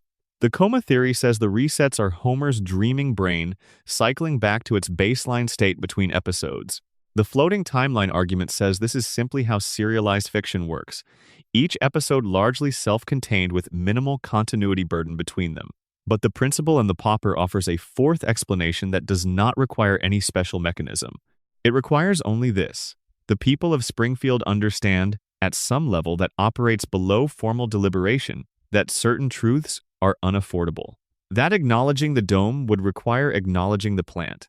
Acknowledging the plant would require confronting Burns. Confronting Burns would collapse the economy. Acknowledging who really shot Burns would implicate people the community depends on. Acknowledging the imposter, Skinner would require examining what else in Springfield's official story might not withstand scrutiny. So they do not acknowledge. They vote to not acknowledge. They make the non-acknowledgement legally binding. And anyone who insists on the truth, Anyone who arrives with documentation and evidence and the irrefutable physical presence of their own lived experience to contradict the official narrative gets tied to a train and sent away. The real Seymour Skinner was Springfield's canary in the coal mine. He was a man who showed up with proof that the story Springfield had been telling about itself was false. He expected that proof to matter because proof is supposed to matter, because we are told from the time we are children that truth has a kind of inherent authority that eventually overcomes the resistance of the people who need to deny it. Springfield disagreed. Springfield held a vote and expelled the proof. If the coma theory is true, this episode becomes even darker. If everything since season 4 is Homer's dream, then Homer's unconscious mind invented a scenario in which an entire community votes to sustain a lie and criminalize the truth because that is what Homer needs to believe. He needs to believe that a stolen identity can become real through collective agreement. He needs to believe that the fake version of a life can replace the real one and nobody has to acknowledge the difference. Because that is what his coma is. A fake life replacing a real one. A dream masquerading as reality. And as long as the Dreamtown of Springfield keeps voting to maintain the fiction, Homer never has to wake up and confront the distance between what his life has been and what it was supposed to be. The Principal and the Pauper is not the worst episode of The Simpsons. It is the most honest one, because it is the only episode that shows you what Springfield is actually built on. Not charm, not community, not the resilient human capacity to find humor in ordinary life. It is built on a vote. It is built on the collective decision that comfortable lies are worth more than uncomfortable truths, and that anyone who arrives to challenge that decision can be removed without consequence. Armin Tamzarian is still wearing Seymour Skinner's name. Springfield is still going about its business, and the real Seymour Skinner is still out there somewhere, tied to a train car, exiled from his own life, the last honest man in a town that decided honesty was a threat. Section 9. Where is Springfield, the geography that refuses to exist? Springfield is the most famous fictional town in American history. More people can identify Springfield with immediate confidence than can name the capital city of half the states in the actual country. It has a nuclear power plant, a tire fire that has been burning continuously for decades, a gorge, a harbor, a monorail, a prison, 2 hospitals, a comedy club, a community theater, and a quickie mart that has been a gathering point for the town's residents since the very first episode. It has been visited by presidents, by FBI agents, by the entire staff of the Environmental Protection Agency. It has been the subject of federal investigations and a major motion picture and more news coverage within the logic of the show's universe than any real American town of comparable size. And nobody knows where it is. Not because the show has not tried to tell you, because the show has spent 36 years telling you things about Springfield's location that directly contradict each other, establishing geographic details in one episode and casually overwriting them in the next, building a picture of a town that occupies no stable position in any actual American geography, while simultaneously containing every element of every American geography you have ever seen. Springfield has mountains. It has oceanfront property. It has desert. It has farmland. It has dense forests. It has a skyline visible from a mountain range that in one episode looks like it might be in the Pacific Northwest, and in the next episode is clearly somewhere in the middle of the continent. Springfield has weather that ranges from catastrophic blizzards to tropical heat waves within the span of a single season. It borders Ohio in one episode, and Nevada in another, and Maine in a third, and Kentucky in a fourth. It is in the north. It is in the south. It is on the coast and also in the heartland, and also near Canada, and also near Mexico, sometimes within episodes that air in the same season. Springfield does not exist in any state. Springfield exists in all states simultaneously. The show's creator, Matt Groening, gave an interview in 2012 Inches which he addressed the question directly. He acknowledged that he named the town after Springfield, Oregon, his home state, and that he chose the name specifically because Springfield is one of the most common city names in America, appearing in dozens of states, which meant that every American viewer could feel some local connection to it. For about 48 hours, based on the coverage that interview generated, it appeared that the mystery was finally, definitively, officially resolved. Springfield was in Oregon, and then the show continued airing. and subsequent episodes placed Springfield in geographic contexts that were flatly inconsistent with Oregon. The writers did not honor Groening's confession. The episodes kept contradicting it. The mystery stayed alive. This was not an accident. The show has been deliberately, systematically maintaining Springfield's geographic ambiguity for its entire run. Every time a clue appears that seems to narrow the possibilities, another clue appears that opens them back up. Lisa's area code appears on screen and starts with 636, which is a Missouri code. But other details in the same season suggest the town is nowhere near Missouri. The state abbreviation is shown once as NT, which is not a real state abbreviation, which means either the show made an error or the abbreviation is pointing toward a state that exists within the show's universe but does not correspond to any state in the actual country. When Homer calls the state capital in one episode, the voice on the other end identifies the state as one that begins with a vowel.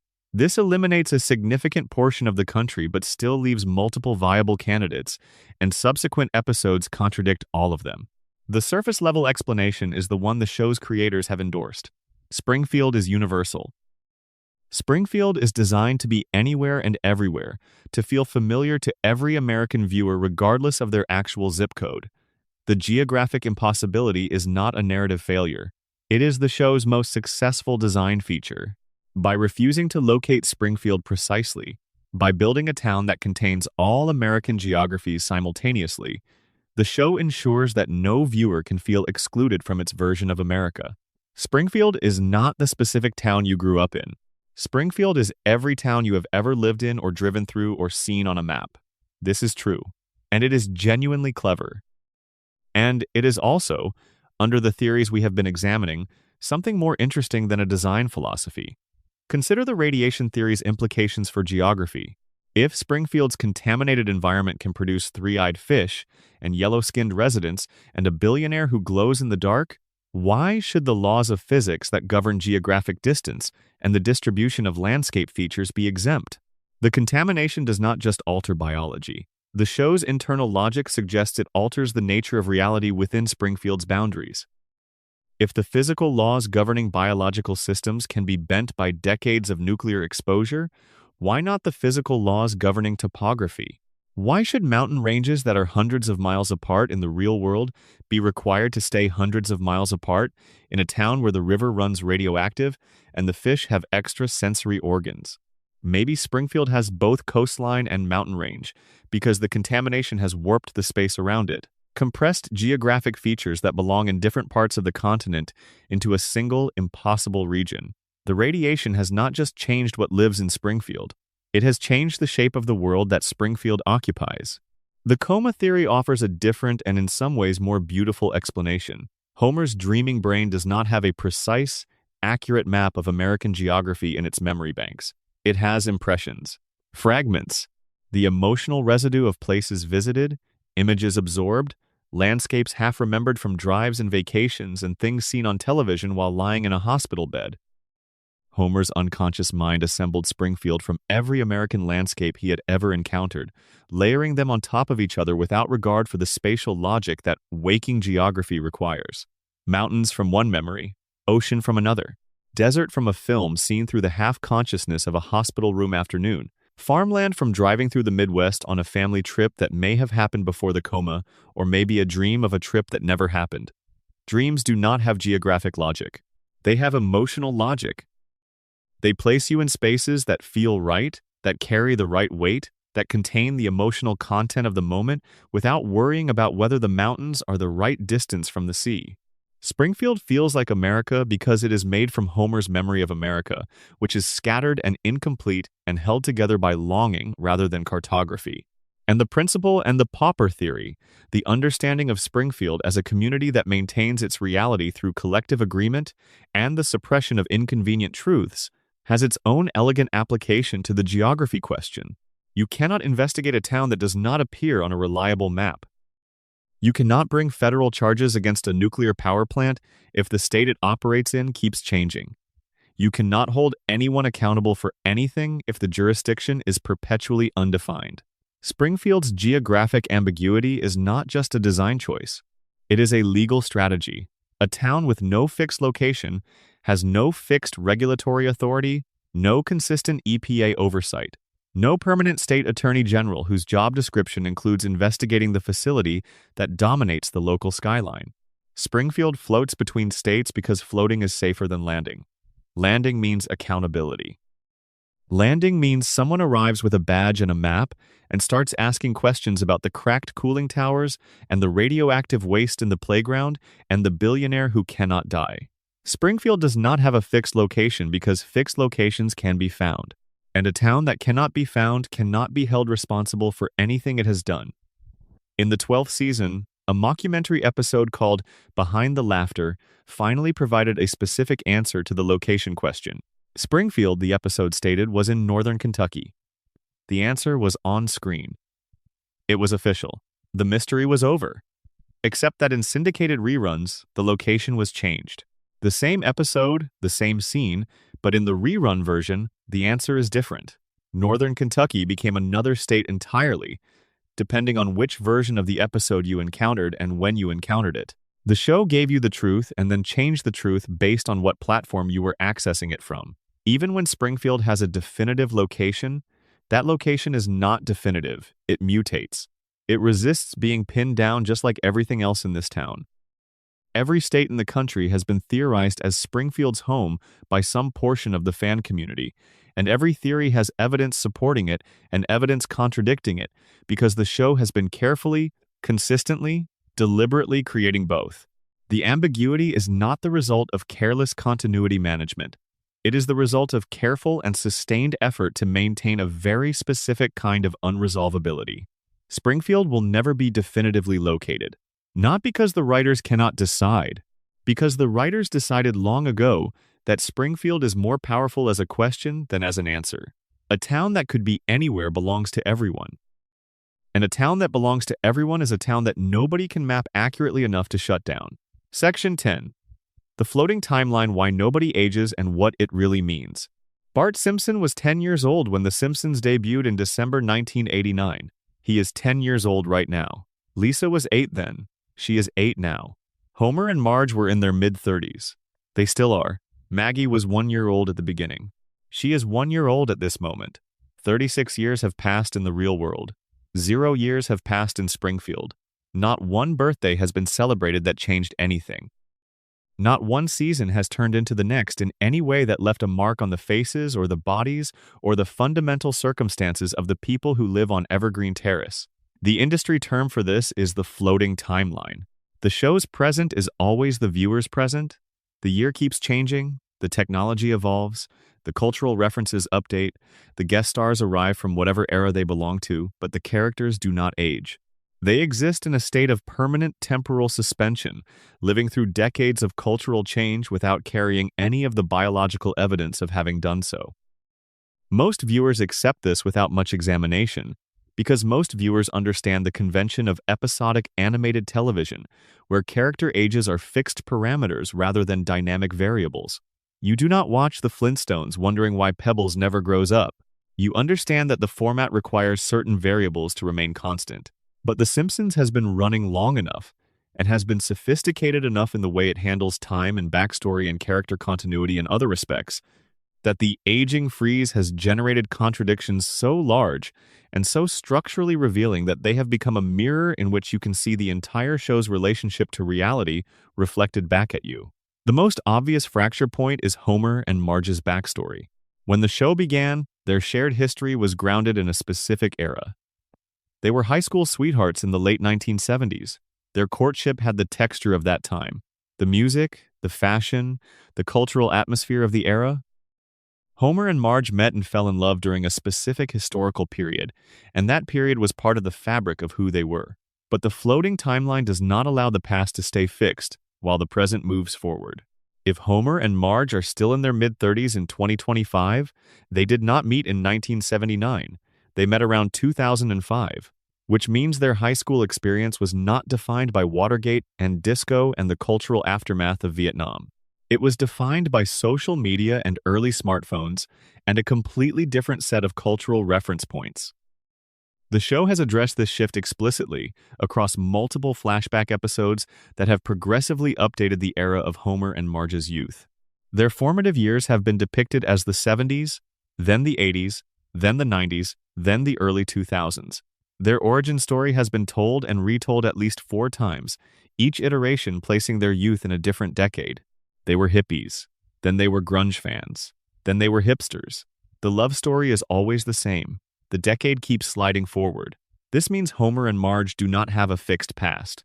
Their history is a draft that keeps being revised to maintain the illusion of a permanent present. Their memories are unstable, not in the way that trauma makes memories unstable, but in the way that a document gets unstable when it is continuously edited without version control. The current draft overwrites the previous one. The characters are the same. The context is different every time. Now run the theories through this. Every single framework we have examined in this conversation converges on the aging problem, and every single one of them arrives at the same place through a different path.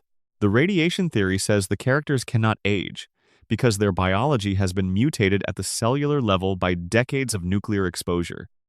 The contamination has altered the fundamental processes by which cells divide and degrade and accumulate the damage of time. The residents of Springfield are not aging normally because there is nothing normal about their biology. The mutation that gave the fish a third eye and turned everyone's skin yellow has also, as a side effect, suspended the aging clock for every organism living within the contamination zone. The coma theory says nobody ages because they exist inside a frozen moment.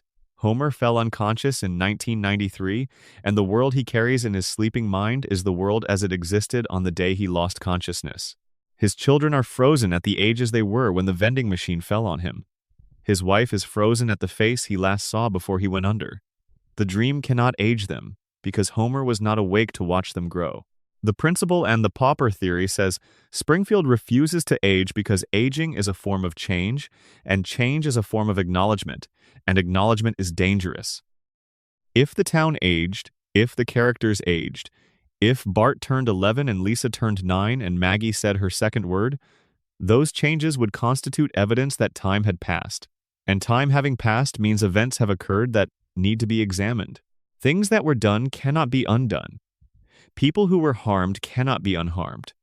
Burns cannot unpoison the water that he has been poisoning for 36 years of elapsed time. Homer cannot unmiss the years of his children's lives that he has been too impaired to fully inhabit. The aging freeze is not just a production convention, it is the show's deepest defense mechanism. As long as nobody ages, nothing has to be accounted for. The slate is always clean. The morning after is always fresh. The consequences of the night before do not accumulate into the kind of weight that eventually has to be either carried or set down. The show has imagined its characters aging. It has done it with considerable beauty and genuine emotional depth. Lisa's wedding, from the 6th season, depicts a future in which Lisa is 23 years old and engaged to be married. The episode is detailed and specific and moving. Lisa has become exactly the person the show has always suggested she would become. Brilliant, principled, isolated, searching. She is recognizably Lisa Simpson, and also recognizably someone who has had 23 years of life happen to her. The episode works. It works as a story, and it works as an emotional experience. And at the end of it, Lisa is 8 again. The future closes like a door. The flash forward is a single episode. A glimpse, a proof of concept that the show could tell this story if it wanted to, and then the story is not told. The glimpse is withdrawn. The permanent present resumes. The show can imagine growth. It refuses to allow it. This is where the mystery becomes something larger than The Simpsons. The floating timeline is not just a narrative choice. It is a statement about what the American family is allowed to be in the popular imagination. Homer and Marge and Bart and Lisa and Maggie are not just characters. They are an institution. They are the American family, in the same way that certain images and stories become so deeply embedded in a culture's collective imagination that they stop being entertainment and start being something closer to mythology. They have been the American family for longer than any other fictional household in the history of the medium. And the American family, as The Simpsons embodies it, is not permitted to change. Homer must always be middle-aged and imperfect and working class and trying. Marge must always be the patient, careful, quietly suffering center of gravity around which everything else orbits. Bart must always be the rebel, the one who pushes against the boundaries of a world that he finds both limiting and, secretly, worth fighting for. Lisa must always be the idealist, the one who believes that things can be better and that the believing matters even when the world proves resistant. Maggie must always be silent, watching, knowing more than anyone suspects, waiting. The dynamic must be preserved. The structure must hold. Because the moment it does not, the moment Bart graduates and Lisa publishes her first book, and Maggie finally speaks, and Homer retires, and Marge is left in an empty house with more time on her hands than she knows what to do with, the show is not a comedy anymore. It is something else. It is the story of how all things end, even the things that feel permanent. It is the story of a family running out of time. America does not want that story. America wants the couch gag. America wants the version where the credits roll and the house is still lit and the family is still together, and you can come back next Sunday and they will all be exactly where you left them. The floating timeline is the show's thesis statement about what we need from it. We need the Simpsons to be frozen in place because they represent something we cannot afford to lose. The messy, chaotic, imperfect, indestructible American family. The family that survives catastrophe and recovers from disaster and resets after every crisis and starts fresh every week, because starting fresh is the only move available to a family that has been through what this family has been through. We are the ones who pressed pause. We pressed it in 1989 and we have been holding the button down for 36 years. Every time we tune in, every time we quote a line from an episode that aired before half the current audience was born, every time we recognize a reference or laugh at a gag that our parents laughed at when we were small, we are tightening the loop a little more. We are making it a little harder for the Simpsons to escape the permanent present we built for them. Because if they escape, if the timeline stops floating and starts landing, if Bart turns 11 and the world has to absorb what that means, then the show ends. And the show ending means admitting that the version of America it represents, the stubbornly optimistic, perpetually struggling, endlessly self-renewing version of the middle-class American family, was always temporary, was always one birthday away from becoming something we do not recognize anymore. Homer's brain, lying in that hospital bed, refusing to let the dream end. Springfield, holding its vote, refusing to let the truth in. Burns, submitting to his weekly treatment, refusing to let the machine stop running. And us, tuning in every Sunday, refusing to let the loop break. They are not the ones who are trapped. We trap them. We built the loop and we maintain it and we return to it every week because the alternative, a world in which the Simpsons have grown up and moved on and left the house on Evergreen Terrace behind, is a world that acknowledges something we would rather not acknowledge. That 36 years have passed, that we are older, that the couch we sat on as children watching the opening credits is gone now, somewhere, and the world has changed around us in ways that are neither completely good nor completely bad but are irreversible, and the house on the television that never changes has been, all this time, the one fixed point we kept returning to when the irreversibility got to be too much. The loop is not their prison. It is ours. We built it out of love. Out of the specific kind of love that reaches for the remote control when the world outside feels heavy. The kind that makes room on the couch and turns the volume up just a little, and settles in for another half hour in Springfield, where Bart is still 10 and Marge is still patient and Homer is still trying in his imperfect, lovable, exasperating way, and nobody has to say goodbye, because the show always, always rolls back around. Section 11. The Body Count Nobody. Counted Hans Moleman and the Town That Forgot to Grieve. There is a man in Springfield who has died more often than anyone else in the history of American animation. His name is Hans Moleman. He is small. He is elderly in appearance, though the show has established that he is actually 31 years old, which suggests that whatever has happened to his body has happened to it with particular speed and particular thoroughness. He wears thick glasses and moves slowly, and seems to arrive in situations that would constitute extreme misfortune for any ordinary person, with a consistency that goes beyond bad luck and into the territory of something that might require a different kind of explanation. He has been hit by cars, crushed by falling objects, buried alive on at least one occasion, set on fire, struck by lightning, mauled by animals, driven into the ground by accidents of physics and circumstance that should, by any reasonable biological standard, have ended his life many times over. And they have, canonically, within the logic of the show's own universe, ended his life. Hans Moleman dies. Not in dream sequences or Halloween specials or non-canonical comedic asides, but in regular episodes, in the main narrative, in the Springfield that the show presents as its actual world. And then he appears again, the next episode or the one after that, with no explanation, no resurrection scene, no acknowledgement that he was dead 2 weeks ago. He simply exists again, ready to be crushed, burned, drowned, or otherwise catastrophically injured in whatever new way the writers have imagined this time. The running gag reading of Hans Moleman is the comfortable one. He dies a lot. It is funny. Do not think about it. This is what cartoons do. But we have been sitting with Springfield for several hours now, following threads that the show left hanging and reading evidence that the show left in plain sight, and it seems worth sitting with Hans Moleman for a moment and asking the question that the comfortable reading discourages us from asking. What is actually happening here? The radiation theory offers a specific and, in some ways, elegant answer. If Springfield's contaminated environment can produce the range of biological mutations we have documented, if it can give fish extra eyes and residents extra fingers and preserve a billionaire through a century of normal biological decay through the specific management of radiation exposure, then perhaps the contamination expresses itself differently in different individuals with different outcomes, producing different effects on different bodies depending on their particular biological response to sustained nuclear exposure. In Homer, as we have established, the radiation's effect has been primarily cognitive.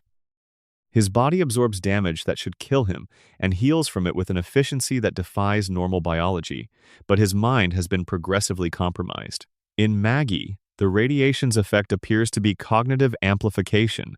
In Burns, the radiation has become a life-sustaining requirement that his body now cannot function without. In Hans Moleman, the theory suggests the radiation's most extreme effect has been expressed in a way that has no analog in normal biology. His body can reconstitute itself after fatal trauma. He does not survive his deaths the way Homer survives injuries. Homer endures damage and heals from it. Moleman dies. His body ceases to function. And then it restarts. The cellular reconstitution required for this outcome goes beyond anything that normal mutation could produce. But if you accept the baseline of the theory, if you accept that the Springfield nuclear plant has been producing mutations that alter biology in fundamental and unpredictable ways for decades, then Moleman represents the tail end of that distribution. The most extreme version, the man whose mutation made death itself into a temporary condition. The coma theory positions Moleman differently, but just as specifically. He is a background process in Homer's dream. A minor character, a piece of human furniture that populates the edges of scenes and gives the dream world its sense of density and populated reality. But Homer's dreaming brain does not care about him the way it cares about The Simpsons or Ned or even Mr. Burns. He is not emotionally significant enough to be maintained with consistency, so sometimes the dream lets him lapse, lets him die, because he is not important enough to keep alive with the vigilance that the dream applies to the people Homer actually loves. And then the dream needs him again for the next scene and assembles him from whatever material is available, and he reappears, none the worse for having been temporarily absent from Homer's unconscious construction of Springfield. The collective denial theory is perhaps the most chilling application. Hans Moleman dies repeatedly, visibly, in public, in front of witnesses, and nobody investigates. Nobody summons an ambulance or a coroner or any kind of official response to the death of a person in a public space.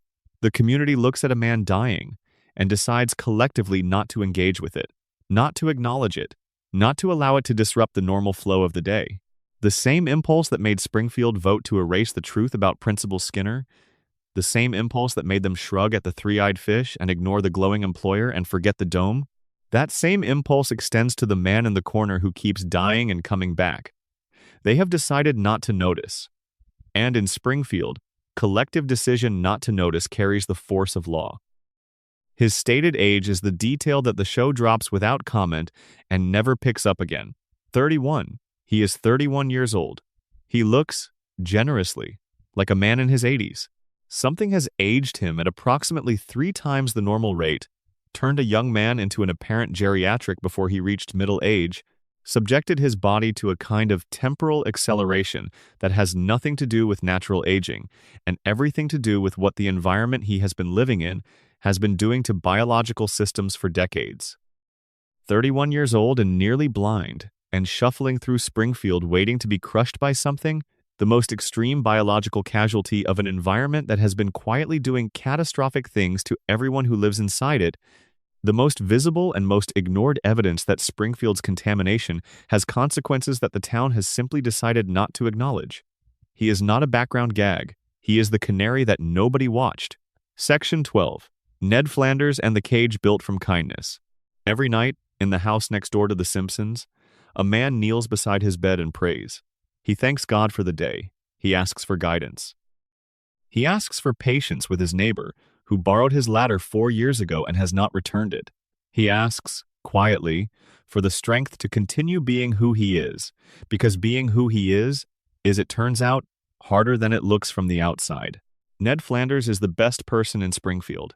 This is not a matter of debate. By every measurable standard of moral conduct, of generosity toward others, of consistency between what he believes and how he behaves, Ned is what you would get if you tried to build the ideal neighbor from scratch. He is kind to everyone, including people who treat him badly. He is generous to a fault, literally to a fault, because his generosity costs him things he cannot afford to lose. He is patient with Homer in a way that requires something that cannot be taught. He forgives. He forgives constantly and specifically and in detail, forgiving things that by ordinary human standards would require years of distance and deliberate effort to process. His wife Maud was killed by a t-shirt cannon at the Springfield Speedway. She died because Homer, in the seat beside her, was dodging the incoming shirts, and the shirts that would have hit Homer hit Maud instead. Homer's reflexive self-preservation killed Ned Flanders' wife, and Ned forgave him. Not performatively, not through gritted teeth while privately seething. He forgave him because forgiving is what Ned does, because it is, as far as Ned knows, who Ned is. Except it is not who Ned is. Or rather, it is who Ned was made to be. The episode in which this is revealed is one of the show's most quietly devastating. When a hurricane destroys Ned's house, the community rallies to rebuild it. The process is managed primarily by Homer, who recruits the town to help and oversees the construction with his characteristic combination of good intentions and comprehensive incompetence. When Ned returns to see the house, he finds something that does not stand. The building collapses almost immediately.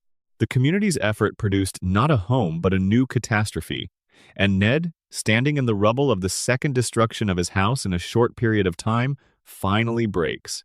He screams. He says the things he has been holding inside. He insults the people who have wronged him.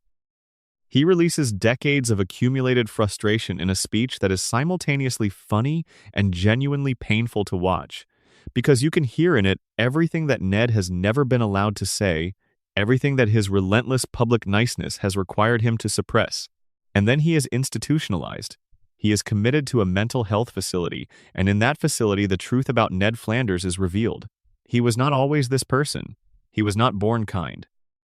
As a child, he was violent, uncontrollable, ungovernable, the kind of child who defies every attempt at management and seems to operate according to an internal logic that has nothing to do with the social expectations placed on children. His parents, being committed to a philosophical position that ruled out conventional discipline, took him to a psychiatrist. The psychiatrist spent years working with Ned, conditioning the aggression and the chaos out of him through behavioral therapy, rebuilding his responses from the ground up. What emerged from that process was the Ned Flanders of the show, the patient, generous, forgiving, perpetually kind man who lives next door to Homer Simpson and absorbs every insult and inconvenience and genuine tragedy with a grace that the world around him consistently mistakes for effortlessness. It is not effortless. Ned's kindness is a psychological cage. It was built around a feral child by well-meaning people who solved the problem of his aggression by removing his ability to express it. The aggression did not go away. It went underground, buried beneath the conditioning, packed down beneath the decades of behavioral reinforcement, but still there, still present, still expressing itself in the moments when the cage fails. In the moments when Ned snaps, His patience with Homer is not saintly. It is the automatic operation of a system that was designed to override the response that a normal person would have to being treated the way Homer treats Ned. His forgiveness is not a gift he is freely choosing to give. It is the programmed output of a mind that was restructured to produce forgiveness, regardless of what it is receiving as input. Ned does not choose to be kind to Homer. Ned cannot choose to not be kind to Homer. The choice was made for him by a doctor when he was a child, and it was made without his consent because he was too young to consent. His faith is the architecture he built around the cage to make it livable. If everything happens for a reason, if suffering is meaningful, if God has a plan that encompasses even the worst things that happen, then the cage can be endured. Then Maud's death can be endured. Then the hurricane and Homer's incompetence and the continued daily indignity of being the good neighbor of a man who consistently fails to appreciate what that goodness costs can all be endured because endurance is what Ned was built for. But God does not talk to Ned. This is the detail that the show has established with such quiet consistency that it has never generated the level of discussion it deserves. Homer has spoken to God directly, multiple times, face-to-face conversations in which God appears and engages with Homer with a patience and a gentleness and an apparent willingness to meet Homer at whatever level of consciousness he is currently operating at. God talks to Homer. God does not talk to Ned. Ned goes to church every Sunday. He prays every night. He has organized his entire life around his faith in a way that Homer, who has received actual divine communication, never has. And the God who finds time to have casual conversations with a man who sleeps through sermons and once caused a nuclear incident with a donut has never, in the show's entire history, spoken directly to the most devout person in Springfield. The show is not being cruel arbitrarily. It is making a specific observation about the relationship between goodness and reward, between faithfulness and recognition, between doing everything right and receiving any acknowledgement that doing everything right means something. The observation is this: the system does not care about moral behavior. The system rewards compliance, and Homer and Ned are both compliant in different ways, but only one of them is compliant in a way that produces visible suffering, and that one is Ned. Ned Flanders is what happens when you do everything right in a system that was not designed to reward rightness. Homer Simpson is what happens when you do everything wrong in a system that was not designed to punish wrongness. They live next door to each other. The gap between them, the gap between the man who tries and the man who does not, between the man whose cage was built by a doctor and the man whose cage was built by a crayon, has never once closed in 36 years. Because in Springfield, the gap does not close. The system is not designed to close it. The system is designed to keep Homer at the plant, and Ned at the church, and Burns at the top, and Molman in the ground, and everyone exactly where they are, forever, in a loop that never ends, because ending requires acknowledging that the loop has been running. Section 21. Springfield as America's subconscious. Every civilization produces its myths. Not myths in the colloquial sense, the sense of stories that are untrue and therefore dismissible. Myths in the older sense, the sense that cultural anthropologists use when they talk about the narratives a society constructs to explain itself to itself, the stories that carry a community's deepest anxieties and desires, in a form that can be told over and over without becoming exhausting, that contain enough truth to remain relevant and enough distance from literal reality to remain bearable. America has produced many myths of this kind across its history. The frontier myth, which is the story of expansion and renewal, and the idea that there is always more land ahead, always a new beginning available to anyone willing to move toward it. The rags to riches myth, which is the story of upward mobility as the reward for virtue and industry, the idea that the structural conditions of a person's birth do not determine the ceiling of their achievement. The melting pot myth, which is the story of diversity resolved through assimilation, the idea that people from every background can come together and become something unified without losing what they brought with them. These myths are not lies, exactly. They contain real elements of American experience, real examples of real things that actually happen to real people. But they are also, in the specific ways that myths operate, selective. They emphasize certain realities and suppress others. They make certain outcomes feel inevitable and other outcomes feel anomalous. They structure the way Americans understand their own country and their own place in it. The Simpsons is a myth. It is possibly the dominant American domestic myth of the last 40 years, the narrative that has shaped more people's understanding of what the American family is and what it means and what it can survive than any comparable cultural artifact of the period. And like all myths, it tells the truth in a specific way, selectively, with emphasis, with the peculiar combination of honesty and comfort that makes myths sustainable across generations.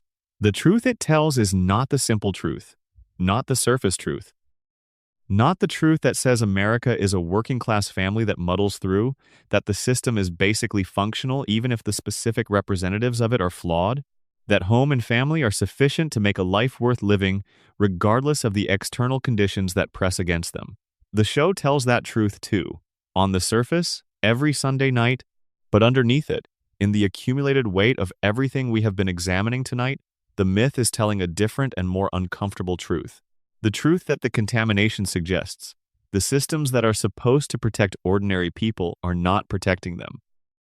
The nuclear plant that should be managed for the safety of the surrounding community is being managed for the enrichment of one person at the expense of everyone else, and the agencies and the inspectors and the political structures that should prevent this are either compromised or impaired, or organized in ways that produce their failure as an outcome rather than an exception.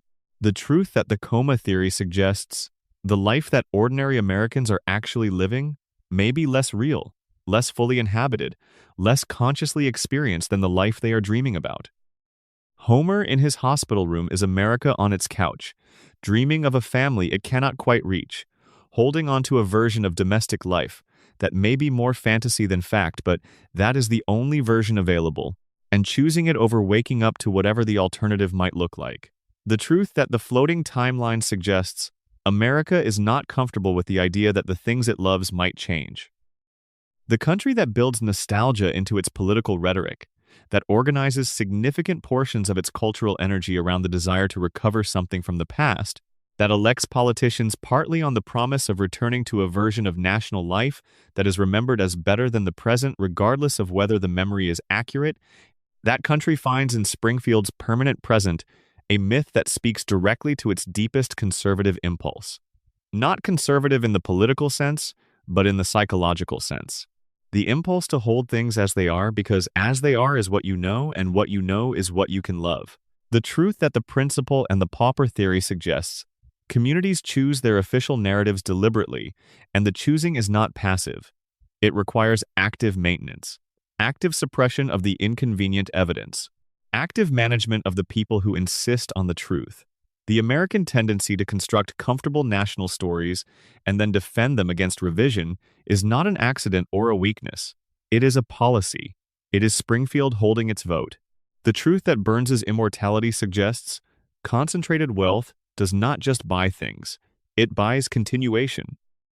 It buys the ability to outlast the opposition, to survive the crises that would kill ordinary people, to be present at the table in decade after decade of negotiation with a consistency of interest and a depth of resource that the other parties at the table cannot match. Burns has been at that table for over a century. The people across from him change. Their children change, and their grandchildren. Burns stays. Burns is always there. Burns will always be there. And the terms of the negotiation do not shift in favor of the people who keep dying and being replaced when the other party never dies and never needs to be replaced. The truth that the geography suggests. The places that Americans live are increasingly impossible to locate within the standard frameworks of economic and geographic coherence. The hometown that should be stable is losing its institutions. The region that should have opportunity is losing its industries.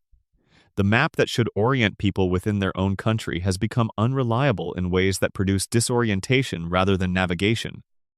Springfield is everywhere and nowhere because America increasingly feels like a place whose geography is shifting under people's feet, where the familiar landmarks keep moving and the place you grew up in is not quite the place that is there when you go back. The Simpsons is the myth that holds all of these truths simultaneously and renders them bearable by wrapping them in comedy and in love. The contamination is real, but Homer's laugh is real too. The coma is real, but the dream is beautiful. The conspiracy is real, but the family on the couch survives it. The geography is impossible, but Springfield feels like home. This is what myths do. They do not resolve the contradictions they contain. They make the contradictions livable.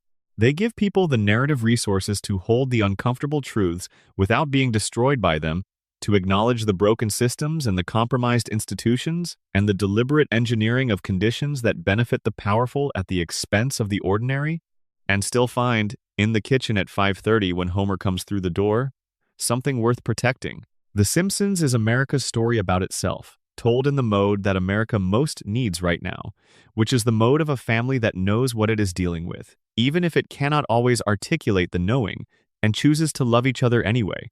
Not because the loving resolves anything, because the loving is the only available response that does not require you to become something you are not. Homer comes home. Marge has dinner ready. Bart has done something that requires addressing and will be addressed in the specific, cyclical, never quite resolved way that everything gets addressed in Springfield.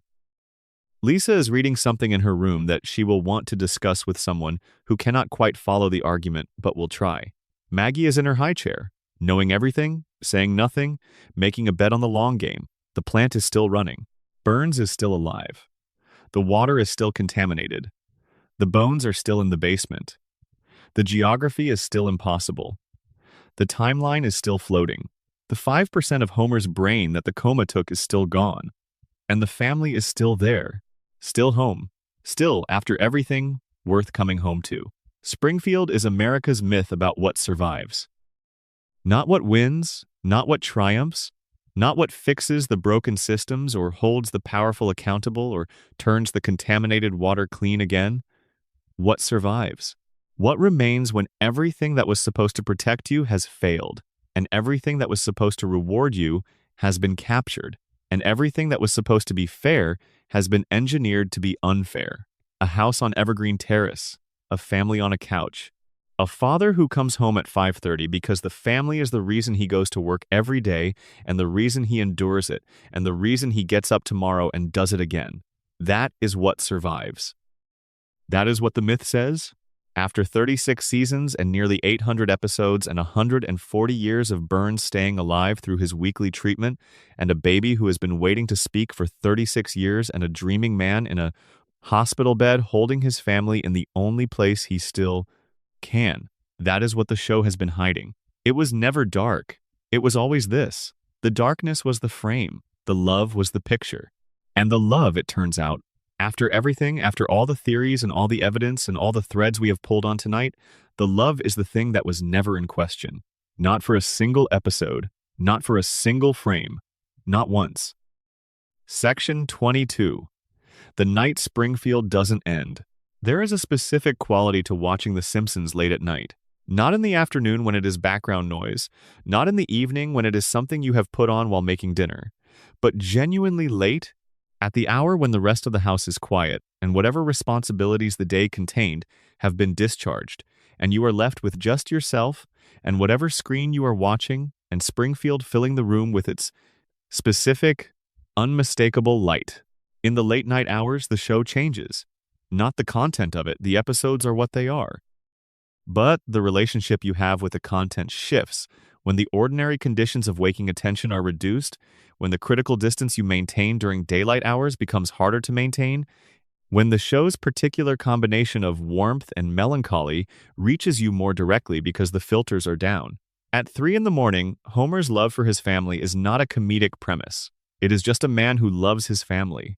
At 3 a.m, the reset button that erases every catastrophe is not a production convenience. It is a mercy. It is the specific mercy of a story that keeps giving you the same family back at the beginning of every episode, intact, home, together, regardless of what happened to them 20 minutes ago. This is why the sleep content exists. Why hours of ambient television, of voices you know from the episodes you have watched 100 times, of familiar music and familiar rhythms, and the specific sonic texture of Springfield's world, function for a lot of people as something closer to a lullaby than to entertainment. Not because the show is boring, because it is safe. Because in the specific register that the body uses to assess safety, the register that operates below conscious thought and evaluates the environment based on cues that the waking mind does not always register, Springfield feels like somewhere nothing catastrophically new is going to happen, which is, of course, the deepest joke the show has ever told about itself. Everything catastrophic happens in Springfield. The list of catastrophes is essentially unending, and yet the catastrophes do not accumulate. They do not compound. They do not produce the progressive narrowing of possibility that real catastrophes produce in real lives. They happen, and then they are over, and then the family is on the couch again and the beer is cold, and tomorrow Homer will go to work and come home at 5:30, and whatever was destroyed will have been rebuilt while no one was looking. In the night hours, this is not a narrative convention. It is a promise. The promise is this: whatever happened today, whatever the outside world produced that was hard or frightening or exhausting or simply too much, the show will not make it worse. It will not add to the load. It will give you something familiar and warm and lightly comedic and occasionally genuinely moving. And when the episode ends, the next one will begin in the same place, with the same family, and the weight of what came before will not be there. Springfield resets. That is what Springfield does. It has been resetting for 36 years. Every theory we have examined tonight offers its own explanation for why the reset happens. The radiation has impaired the collective memory. The coma dream cycles back to its baseline between episodes. The town votes to not acknowledge what happened. Burns's institutional power ensures that consequences do not stick. All of those explanations are real, within their respective frameworks. But in the late-night hours, with the show playing in the background and the room quiet around you and whatever kept you up fading gradually into whatever comes after it, the explanation that has the most weight is the simplest one. Springfield resets because you needed it to. The show figured this out a long time ago. Before it was theory, before it was analysis, before anyone had the language to describe what the show was doing and why it worked, the people who made it understood intuitively that they were providing something that was not just entertainment. They were providing a fixed point. A place that did not change when everything else was changing. A family that was always there, always the same, always ready to receive you when you came back to them. You come back. That is the relationship. You come back, and Springfield is still there, and Homer is still Homer, and Marge is still Marge, and Bart is still making Bart's specific kind of trouble, and Lisa is still trying to make things better in ways that the world resists, and Maggie is still watching from the high chair with those enormous knowing eyes. None of them have aged. Not one wrinkle more than when you first found them. Not 1 year added to Bart's eternal 10 or Lisa's eternal 8. The family is preserved at the moment you first loved them. And this, which all the theories we have examined explain in their different ways, is the thing that matters most about Springfield. At 3 in the morning when the theories are quiet and the analysis is resting, and what remains is just you and the show and the specific comfort of a place that keeps its promises. The show keeps its promises. It promised you a family.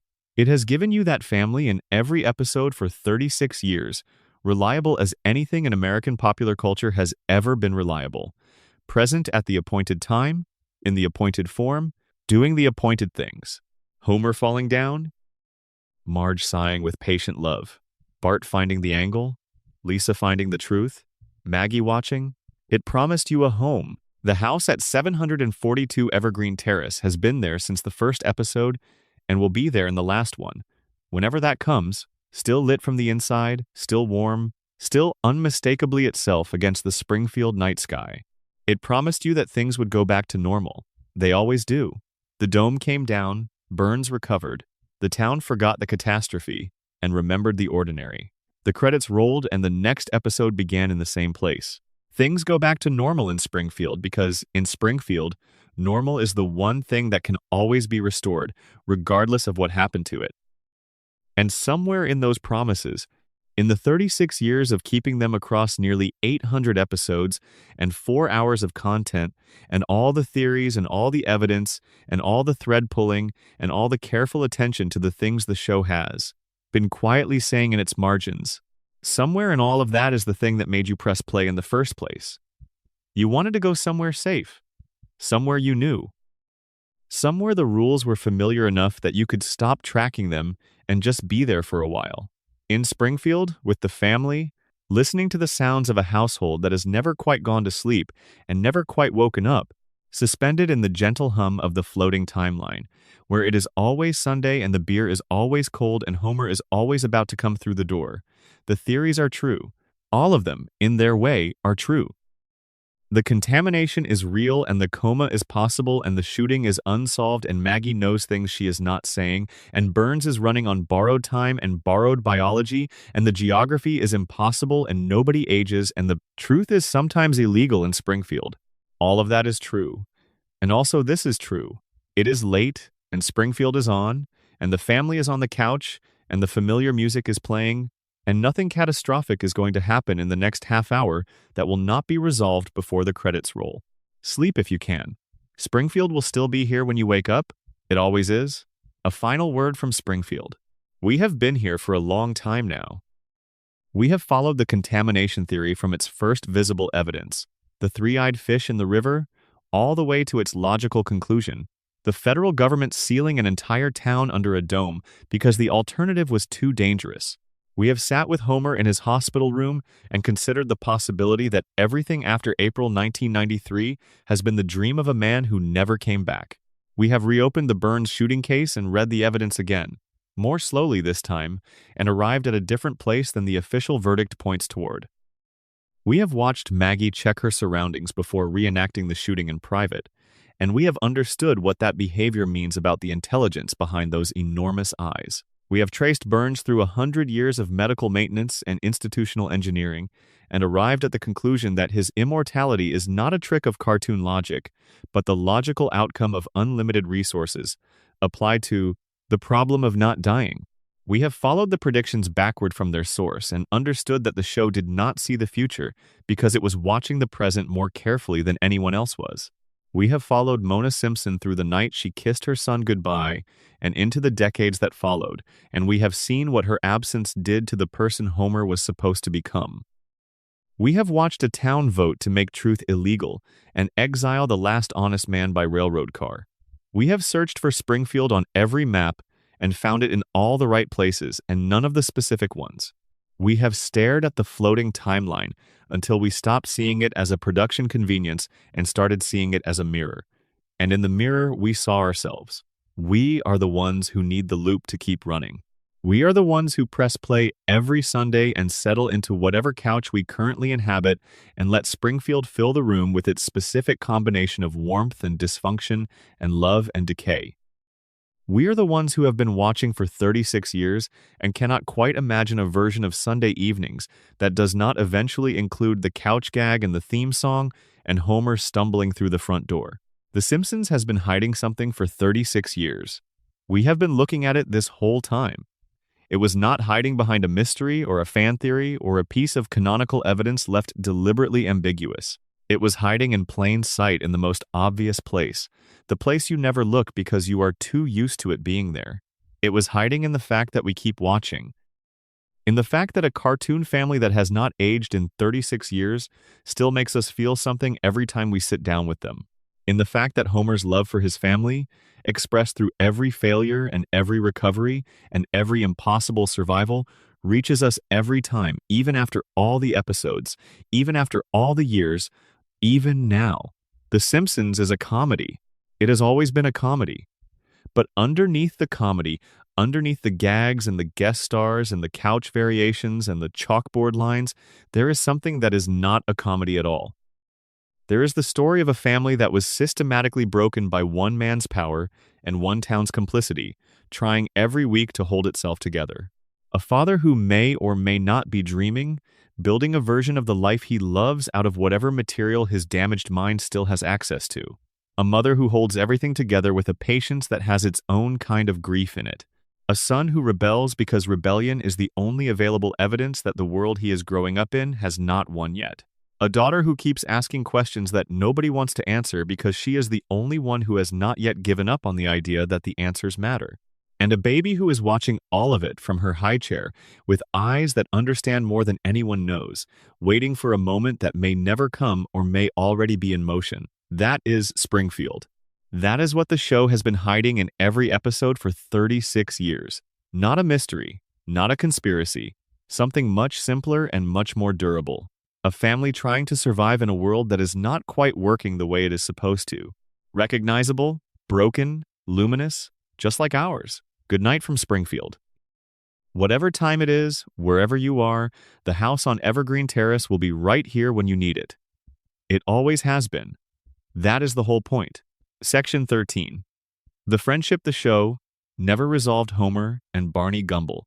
There is a story inside The Simpsons that the show began and never finished. A story that opened in the early seasons with genuine emotional weight that the show acknowledged directly, that the characters lived through with something approaching real consequence, and that has been sitting unresolved in the background of Springfield for decades, neither abandoned nor concluded, just quietly present in the margins of episodes that have moved on to other concerns. It is the story of Homer and Barney Gumble. And what makes it worth examining carefully is not the dramatic arc it contains, though that arc is more interesting than the show's treatment of it suggests, but what the incompleteness of that arc reveals about the way Springfield processes things, it does not know what to do with. Barney Gumble is, by most measures, the most tragic figure in Springfield. He is Homer's oldest friend, the relationship that predates Marge, that predates employment at the plant, that extends back to their shared high school years in whatever era the floating timeline currently places those years. They grew up together in whatever way two working-class kids in a mid-sized American city grow up together, thrown into proximity by geography and circumstance, finding in each other the kind of easiness that comes from shared reference and mutual recognition. And Barney has been an alcoholic for most of the show's run. Not in the comedic, functional background color way that Moe is a heavy drinker or that Homer himself drinks to excess with few apparent consequences. Barney's alcoholism is depicted as a genuine, life-destroying condition. He lives in poverty. He is physically deteriorated in ways that the show renders with more honesty than its usual approach to Homer's essentially consequence-free drinking. He has lost things, real things. The show has established, across various flashback episodes and direct narrative moments, that Barney was, before alcohol took hold, something different, something more.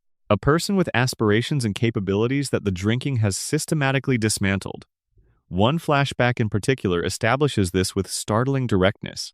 Young Barney, in whatever decade the floating timeline places his youth, is depicted as a person of genuine intellectual capability, someone who might have gone somewhere, who had the raw material for a life that the Springfield nuclear plant environment was not going to provide, but that he might have been able to build somewhere beyond Springfield if the circumstances had been different. He and Homer are at a party. Homer offers him a beer. Barney, who has apparently never drunk before this moment, accepts.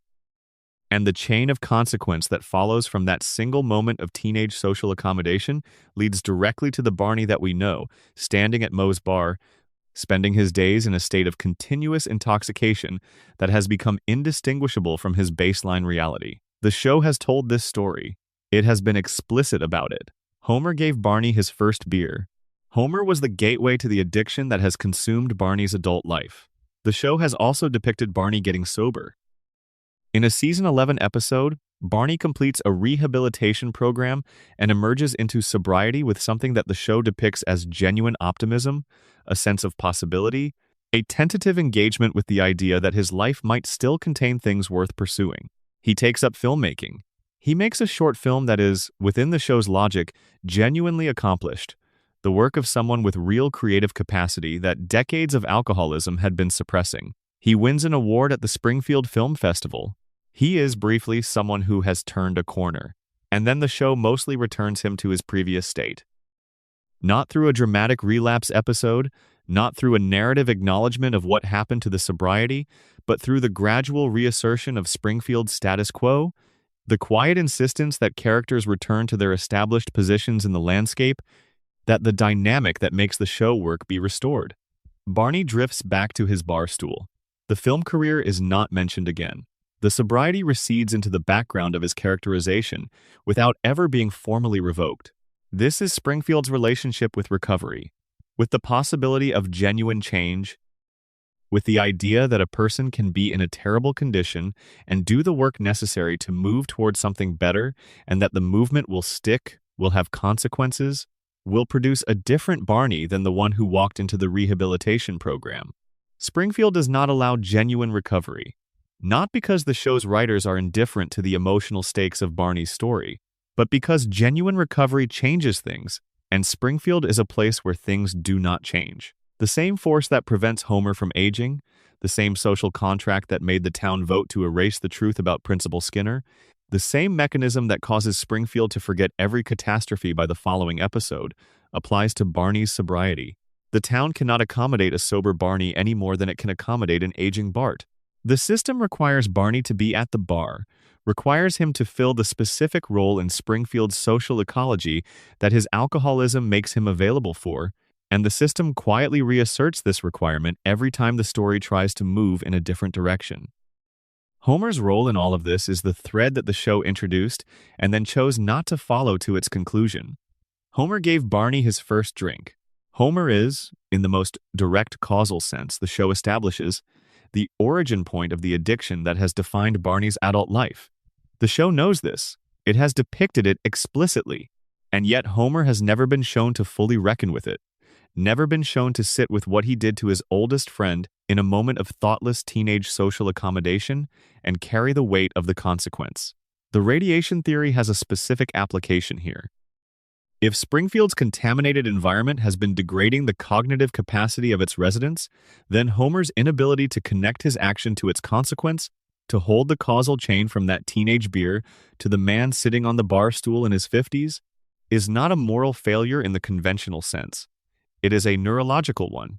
Homer cannot make that connection because the part of his brain that tracks long-horizon causality, that maintains the thread from past action to present consequence, has been compromised by the same environmental conditions that gave him a crayon-enhanced disability.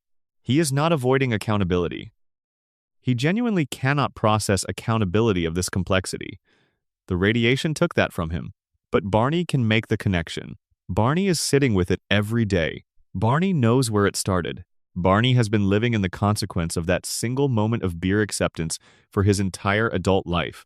Watching the friend who handed him the first one live the uncomplicated, consequence-free existence of a man whose cognitive impairment has protected him from fully understanding what he did. The friendship between Homer and Barney is the friendship between the man who broke something and the thing he broke, neither one of them able to fully see the other for what they are. Homer cannot see Barney as a casualty. Barney cannot fully hold Homer responsible, because holding Homer responsible would require a confrontation that Barney does not have the sobriety-supported emotional infrastructure to sustain for long, and the drinking that takes the edge off the knowledge of what happened also takes the edge off the ability to act on it. They sit in Moe's together. They have been sitting in Moe's together since the first season. They will be sitting in Moe's together for as long as the show runs. This is Springfield. This is what Springfield does with the things it cannot resolve. It puts them on adjacent bar stools and keeps buying rounds and never quite allows the conversation that would change anything. Section 14.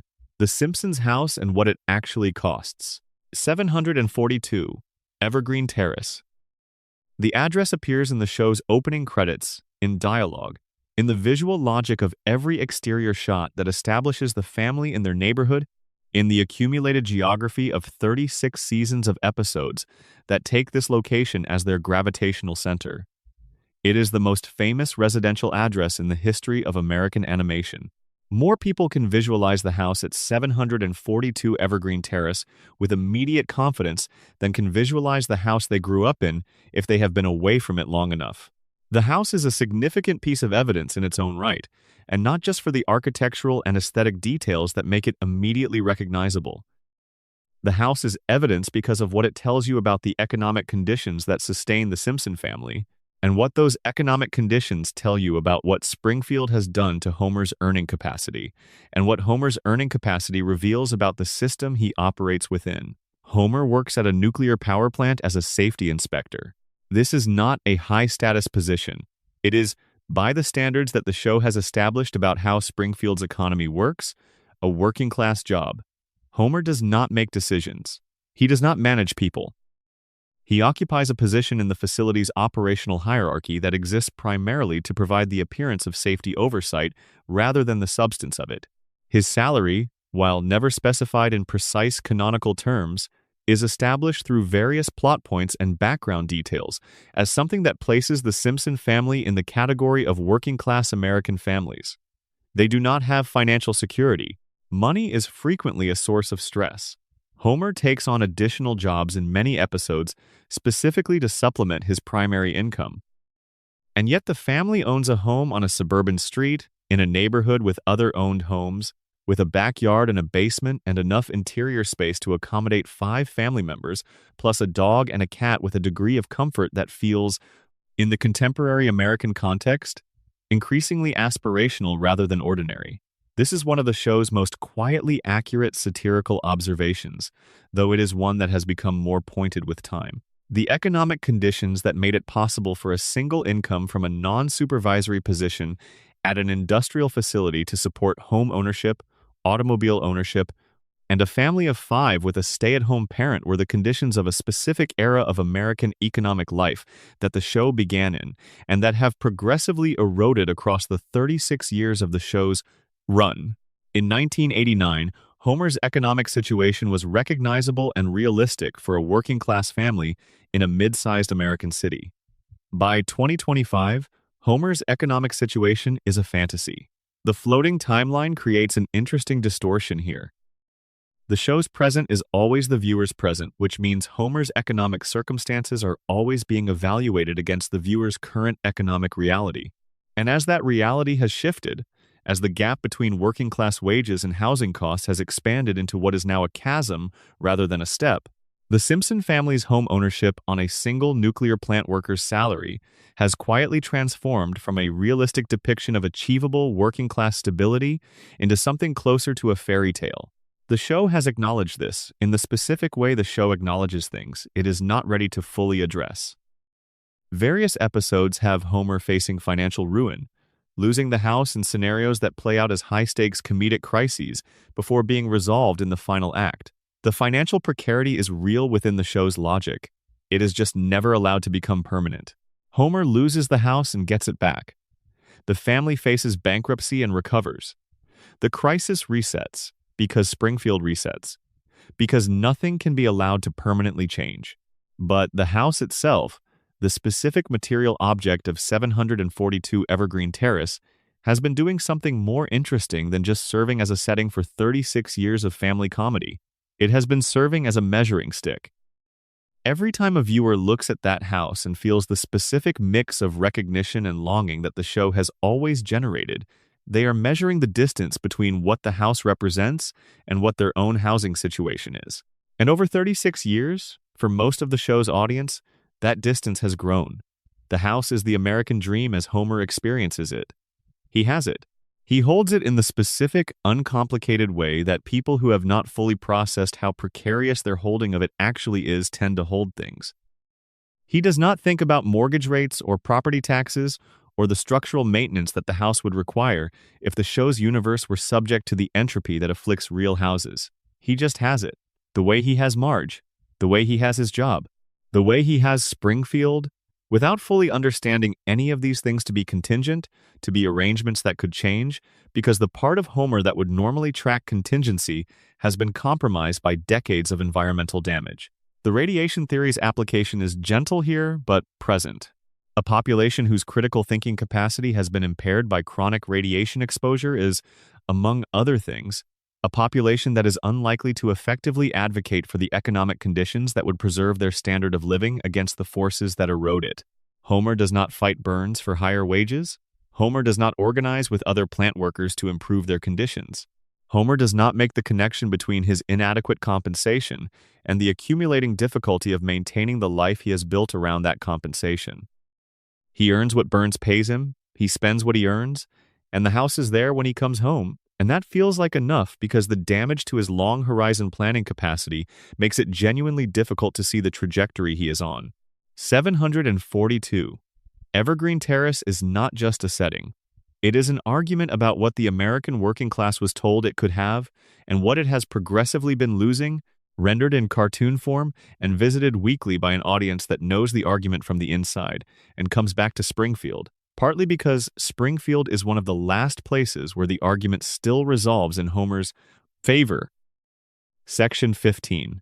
The Register of Springfield's Forgotten Catastrophes. There is a specific quality to the way Springfield forgets things that is worth slowing down to examine because the forgetting is not uniform. It is selective. It follows a pattern, and the pattern reveals something about the town's collective psychology that goes beyond the simple explanation of episodic television's need for reset. Springfield has been destroyed multiple times, not metaphorically damaged or temporarily disrupted, actually destroyed, in ways that should leave permanent marks on the physical infrastructure of the town and on the psychological infrastructure of the people who lived through the destruction. Buildings have been leveled.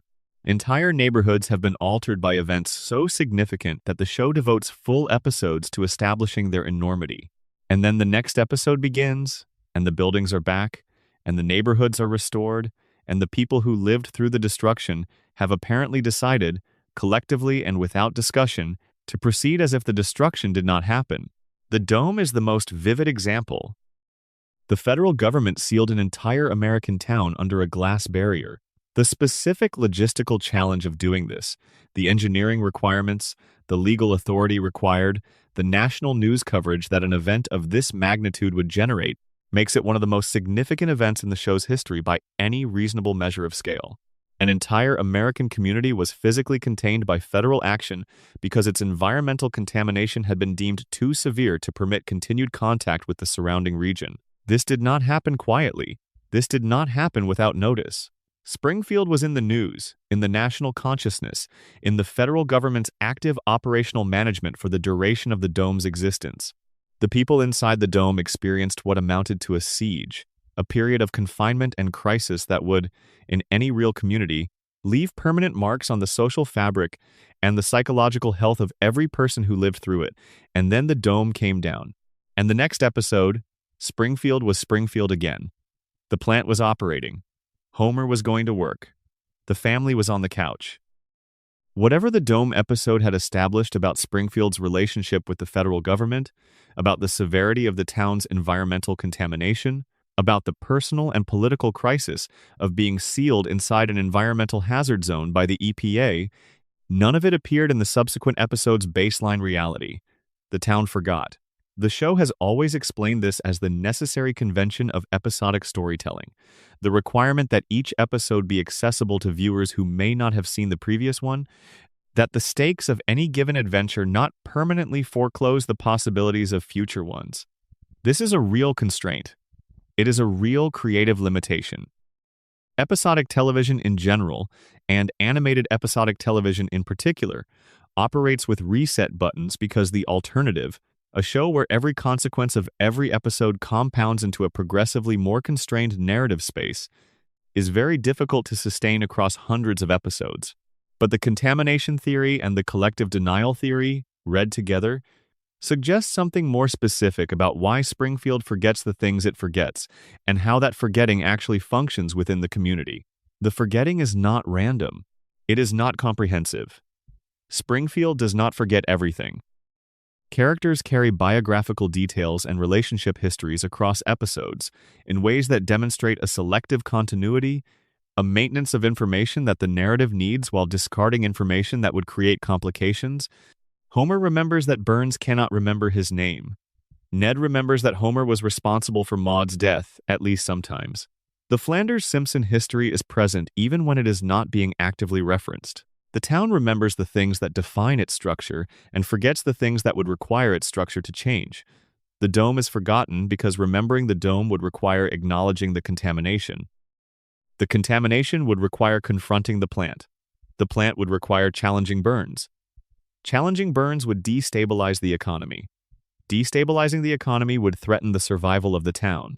And the town, at some level below conscious deliberation, has collectively decided that the ecological and political and personal costs of its current arrangement are more manageable than the costs of trying to change it. This is not stupidity. This is a cost-benefit calculation made by a community under specific constraints.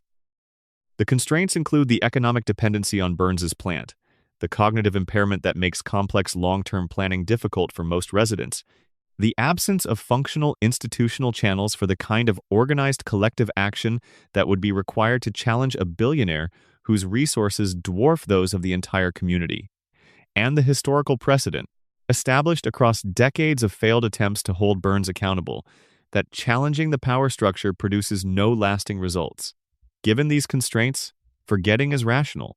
The dome is catastrophic, and the memory of it is unbearable, and the implications of fully processing it are unmanageable. So, Springfield does what communities under those constraints tend to do. It files the catastrophe somewhere below the level of active memory and continues. The filing is not falsification, not quite. It is prioritization. A community choosing to allocate its limited psychological and political resources to the challenges it can actually address rather than the ones it cannot. The result looks like amnesia. It is actually something more structured than amnesia. It is a community practicing the specific form of selective attention that allows it to survive its own circumstances. Springfield cannot afford to remember the dome, so Springfield does not remember the dome. And we, watching from the outside, accept this as a cartoon convention and laugh when Homer falls down, and never quite allow ourselves to sit with the fact that we are watching a community that has been systematically broken, describing itself as normal and working hard to make that description stick.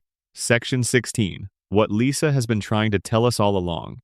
For 36 years, Lisa Simpson has been the show's most consistent voice for the idea that something is wrong. Not wrong in the specific, articulated, theory-supported way that we have been examining across this conversation. Lisa does not have the adult perspective, the historical knowledge, or the accumulated evidence required to name the contamination theory, or the coma theory, or the geography problem, or the collective denial mechanism. She is 8 years old. She has been 8 years old for her entire life. She processes the world with the tools available to an extremely intelligent 8-year-old child, who is also a saxophone player, a vegetarian, and a committed if frequently disappointed idealist. But what she has been saying, across hundreds of episodes, in the specific vocabulary of an 8-year-old genius who cannot quite articulate the full architecture of what she is sensing, is that something fundamental about Springfield is wrong? And the people around her, consistently and without malice, have been preventing her from following that sense to its conclusion. The structure of the Lisa episodes is almost perfectly consistent across the show's run. Lisa identifies something wrong, a policy that is unfair, a practice that is harmful, a truth that is being suppressed, or a dignity that is being violated. She advocates for addressing it. She encounters resistance from the institutions and from the people around her. Sometimes she wins partial victories. More often, she does not. The episode ends and the status quo that she was challenging reasserts itself, and Lisa is exactly where she was at the beginning, 8 years old and aware of things that everyone around her finds inconvenient and unable to change any of the things that awareness shows her need changing. The show has framed this pattern as a portrait of idealism in a compromised world. Lisa is right, but rightness is not sufficient to produce change in Springfield's political and social environment. This is presented as a kind of realistic sadness, an honest acknowledgement that the world does not always reward good arguments and sincere effort, that the Lisa Simpsons of the world often find themselves exactly where Lisa finds herself, correct and ineffective. But the contamination theory and the collective denial theory together suggest a different framing. Lisa is not merely up against the general resistance of a world that prefers comfortable falsehoods to uncomfortable truths. Lisa is specifically, structurally, and deliberately being prevented from thinking clearly by the same environmental contamination that has impaired everyone else in Springfield. She is the most cognitively capable resident of the town.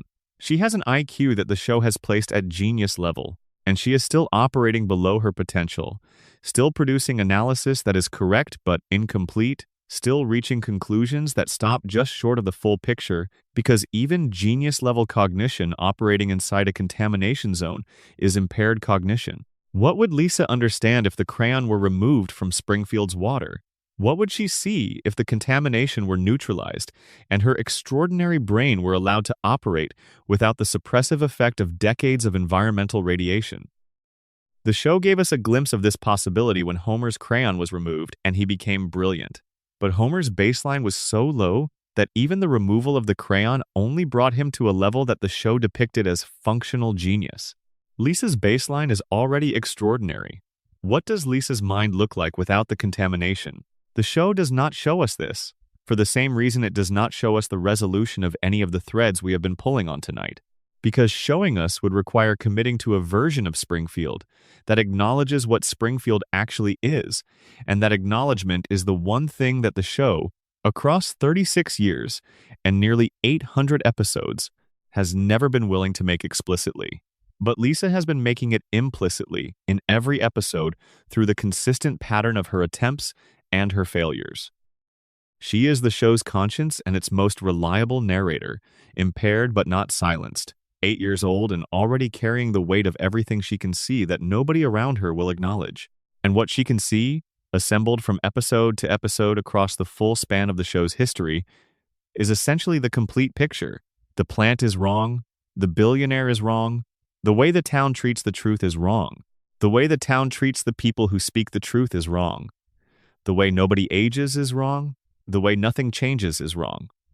The way Homer goes to work every day for a man who cannot remember his name is wrong. The way Ned forgives everyone everything without anyone asking whether the forgiveness is good for Ned is wrong. The way Maggie sits in her high chair and says nothing while knowing everything is the most comprehensively correct response to Springfield's conditions that any resident has yet achieved. But even that silence is, in Lisa's reading, wrong because it requires the most capable member of the Simpson family to make herself small and invisible as the price of operating effectively in her own home. Everything is wrong. Lisa has known this since she was 8 years old. She will still know it when she is 8 years old, 36 years from now. And the town will keep not listening, and the plant will keep running, and Burns will keep submitting to his weekly treatment, and Homer will keep going home to a house that should not be affordable, and coming in the door at 5:30 like he always does, and the credits will roll, and the couch gag will play, and next week it will all begin again. Lisa knows. She has always known. The tragedy is not that she cannot convince anyone. The tragedy is that she is the only one who cannot afford to stop trying. Section 17. The show that knows what it is. There is a quality in the best episodes of The Simpsons, in the episodes that have survived the 3 decades since they first aired and remain powerful and specific and impossible to reduce, where you sense something that is difficult to name. A quality of self-awareness that goes beyond the satirical cleverness that the show is famous for, beyond the specific comedic intelligence that makes the best jokes land, beyond even the genuine emotional depth that the best dramatic moments achieve. It is the quality of a show that knows what it is doing, that knows what the images it creates mean within the logic it has established. That is, at some level of creative intention that may be conscious or may be the emergent product of 36 years of accumulated storytelling, choosing to be honest about the town it has built. The show knows about the contamination theory. It has to. The same creative intelligence that produced 342 safety violations, and Blinky, the three-eyed fish, and the luminous rats and the bones in the basement, and the glowing billionaire in the woods and the EPA, Dome is not an intelligence that accidentally assembled. Evidence for a coherent theory of environmental disaster. Those details are chosen. They are selected from the infinite range of possible comedy details and placed in specific episodes with specific weight because someone in the writer's room understood what they were building. The show knows about the coma theory. The production of a full animated scene explicitly depicting Homer waking up from a coma and having it described as a hoax is not the behavior of a creative team that is unaware of the theory or indifferent to it. They engaged with it. They built a response to it that took the form of a complete creative work. They showed you the ending and told you it was not real. And the decision to do it that way, to confirm and deny simultaneously, is itself a kind of creative acknowledgement of the theory's validity. The show knows about the geography problem. Matt Groening admitted where Springfield is from, and the show immediately continued contradicting him. This is not continuity failure. This is policy. The writers understood the value of the ambiguity and maintained it against the explicit statement of the show's creator. That is a deliberate creative decision about what kind of place Springfield should be. The show knows about the floating timeline and what it means and what it requires the audience to give up. It has produced episodes that imagine its characters aging and then locked those imagined futures away. It has shown you what Bart at 30 looks like, and what Lisa at 23 looks like, and what Homer and Marge in old age looks like, and then it has put all of those futures back in the drawer and said, not yet, maybe not ever. It knows all of this. And it has been choosing. Across 36 years of creative decisions and production cycles and writers' room conversations and executive negotiations, to keep showing it to you indirectly, to put the evidence in the episodes and trust that the audience that cares enough to look will look. To build the theory into the texture of the show rather than the surface of it. To create a version of Springfield that holds both the comedy and the horror simultaneously, that is genuinely funny and genuinely dark in the same frame, that makes you laugh at Homer and then makes you feel, an episode later or a season later or a decade later, the specific sadness of understanding what Homer actually is. This is what the best long-form storytelling does. It creates things that mean more than their surfaces suggest. It builds structures that reward the kind of attention that most entertainment does not require, that can be engaged with at the level of a Sunday night comedy or at the level of a sustained, curious, loving examination of what the comedy is actually saying. The Simpsons is both. It has always been both. The jokes work on their own terms. The episodes are funny. The couch gags are clever. The guest appearances are charming. And underneath all of it, accessible to anyone willing to follow the threads to where they lead, is the version of Springfield we have been visiting tonight. The contaminated town, the dreaming father, the ancient billionaire running on radiation and institutional power, the baby who knows everything, the family built on a stolen childhood, the community that voted to make truth illegal, the geography that refuses to exist. The show hid it in plain sight. It always has. The evidence was never secret. The three-eyed fish appeared in Season 2. The coma episode was in Season 4. The bones in the basement were on the inspector's list. The glowing employer was in the woods. The EPA dome was in the movie. The vote was in Season 9. You just had to be paying attention when the details went by.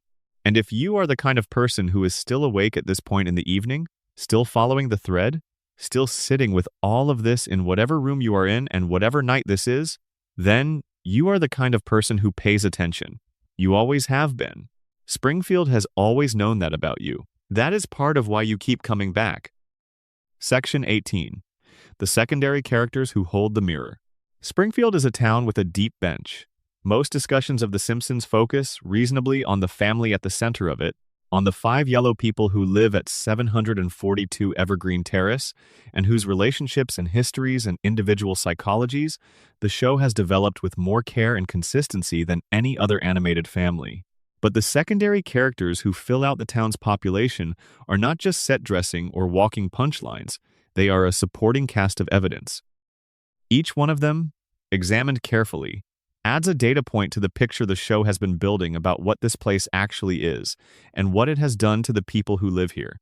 Take Chief Wiggum, Ralph's father, Springfield's chief of police, the head of the institution specifically responsible for maintaining public order and upholding the rule of law in a town that has, by any reasonable assessment, some significant rule of law concerns going unaddressed in every episode. Wiggum is depicted as incompetent in a way that the show plays entirely as comedy, as the broad, familiar jokes about police ineptitude that have been a reliable comedic target since long before The Simpsons existed. He misses obvious evidence. He pursues wrong suspects. He draws incorrect conclusions from basic observations. He is, by every professional standard applicable to his position, terrible at his job. But here's the thing. Wiggum's incompetence is not random. It is specifically, precisely calibrated to fail in exactly the ways that benefit the people whose crimes he would otherwise be investigating. Burns's ongoing environmental violations go uninvestigated. The question of who actually shot Burns resolves without any sustained investigative pressure on the most obvious suspects. The bones in the basement of the nuclear facility are noted on a safety inspection report and never reach Wiggum's desk in any form that produces action. The three-eyed fish appears and becomes national news, and the police conduct no follow-up investigation into the water supply. The dome goes up and comes down, and there is no formal accountability process for the conditions that produced it. Every time Burns's operation requires protection from official scrutiny, Wiggum provides that protection through the specific mechanism of failing to scrutinize. This could be corruption in the traditional sense, direct payment or implicit threat producing specific institutional failures. The show has depicted Wiggum taking bribes in various contexts. But it could also be something more structural and more interesting. The same cognitive impairment that affects everyone else in Springfield, The same damage to critical reasoning and long-horizon causal thinking that the contamination theory predicts, producing in the chief of police exactly the professional failures that the contamination's primary beneficiary requires. Springfield's law enforcement is not just incompetent, it is incompetent in precisely the right ways. The dog that does not bark is not randomly silent. It is silent about specific things while making plenty of noise about others. And the things it is silent about are consistently the things that would be inconvenient for the single most powerful person in town. Then there is the medical establishment. Dr. Hibbard, the Simpson family's primary care provider, the man who has had access to Homer's medical history across every season of the show, the physician who has conducted physical examinations, reviewed test results, had every opportunity to note the neurological anomaly that a foreign object in a patient's frontal lobe would represent. And he never found the crayon. Homer was his patient for decades, and the crayon was never found. The contamination theory's darkest reading is that someone in the system knew and chose not to act. But there is another reading, almost as unsettling. If every resident of Springfield displays some degree of neurological abnormality as a result of the chronic radiation exposure, then what does normal look like to a Springfield physician? If the baseline for a Springfield patient includes impaired executive function, unusual neurological markers, the specific range of cognitive deficits that the contamination produces, then finding those markers in Homer is not alarming. It is typical. The crayon hiding in an ocean of radiation-induced brain abnormality simply did not distinguish itself from the surrounding pathology enough to trigger further investigation. When the entire population is compromised, the compromised state becomes the standard, and anything that falls within the compromised standard becomes invisible, even to the doctors who might otherwise be expected to see it. Then there is Apu, the Quick E-Mart proprietor, a man who came to Springfield from elsewhere, who has a reference point that most Springfield residents lack, who arrived as an adult with fully formed cognitive capacities from outside the contamination zone. What does Springfield look like to someone who did not grow up normalizing its conditions? How long before the water and the air and the collective social pressure of a community organized around denial began reshaping the critical functions that would allow a newcomer to see clearly? The show does not pursue this question. But the question is there in the character's biography, waiting for the examination it has never received. Section 918. What the couch gag has been saying. Every episode of The Simpsons begins the same way. The theme plays, the clouds part. The camera moves through Springfield, catching glimpses of the characters in their daily rhythms, building toward the moment when the family arrives at the couch in the living room of 742 Evergreen Terrace. Homer from the plant, casually carrying the glowing radioactive rod he apparently took from the reactor and carried through his commute without concern. Marge from her errands. Bart on his skateboard. Lisa from band practice. Maggie from wherever she goes when nobody is watching. They converge, they sit, the family unit is composed, and then the couch gag. The specific, unrepeated, endlessly variable thing that happens when they get there. In 36 seasons, the couch gag has been done in every conceivable style and every conceivable mode, as parody, as homage, as abstract animation, as live action, as stop motion, as collaboration with guest directors whose visual languages are entirely unlike the show's own, as political statement, as pure absurdist comedy, as deeply personal artistic expression that has nothing to do with comedy at all. The couch gag is always analyzed as a showcase for creative range, as a weekly opportunity for experimentation within the otherwise fixed parameters of the opening sequence. But what the couch gag communicates structurally, through its existence and its position in the show rather than its specific content in any given episode, is something that the content analysis tends to miss. The couch gag is the show acknowledging, every week, that the same scene can mean completely different things depending on how you approach it.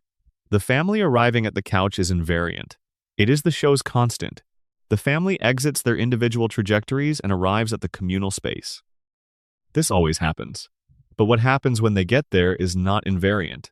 It can be anything. The couch itself can transform into any surface in the universe. The family can arrive in any form.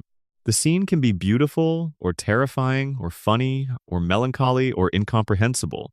The couch gag is the show telling you, at the start of every episode, that the meaning of what you are about to watch depends on how you look at it. The family on the couch can be a comedy family in a sitcom. They can be radiation-mutated residents of a contaminated town. They can be inhabitants of a coma dream.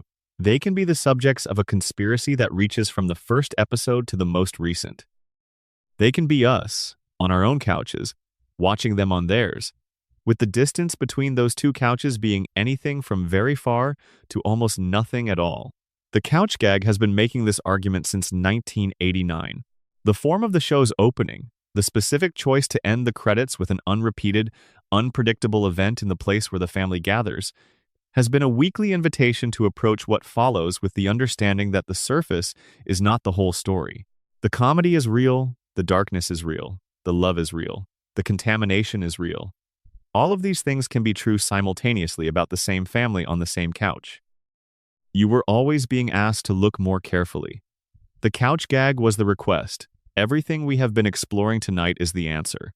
Section 20. The thing the show has never said out loud. There is one more thread. One that runs through every theory we have followed, connecting the contamination and the coma and the shooting and Maggie's silence and Burns's immortality and the geography and the floating timeline and all the rest of it into a single question. A question that all the other questions are really asking once you follow them far enough. Why does this family keep going? Not in the narrative sense. We know the narrative answer. Homer loves his family.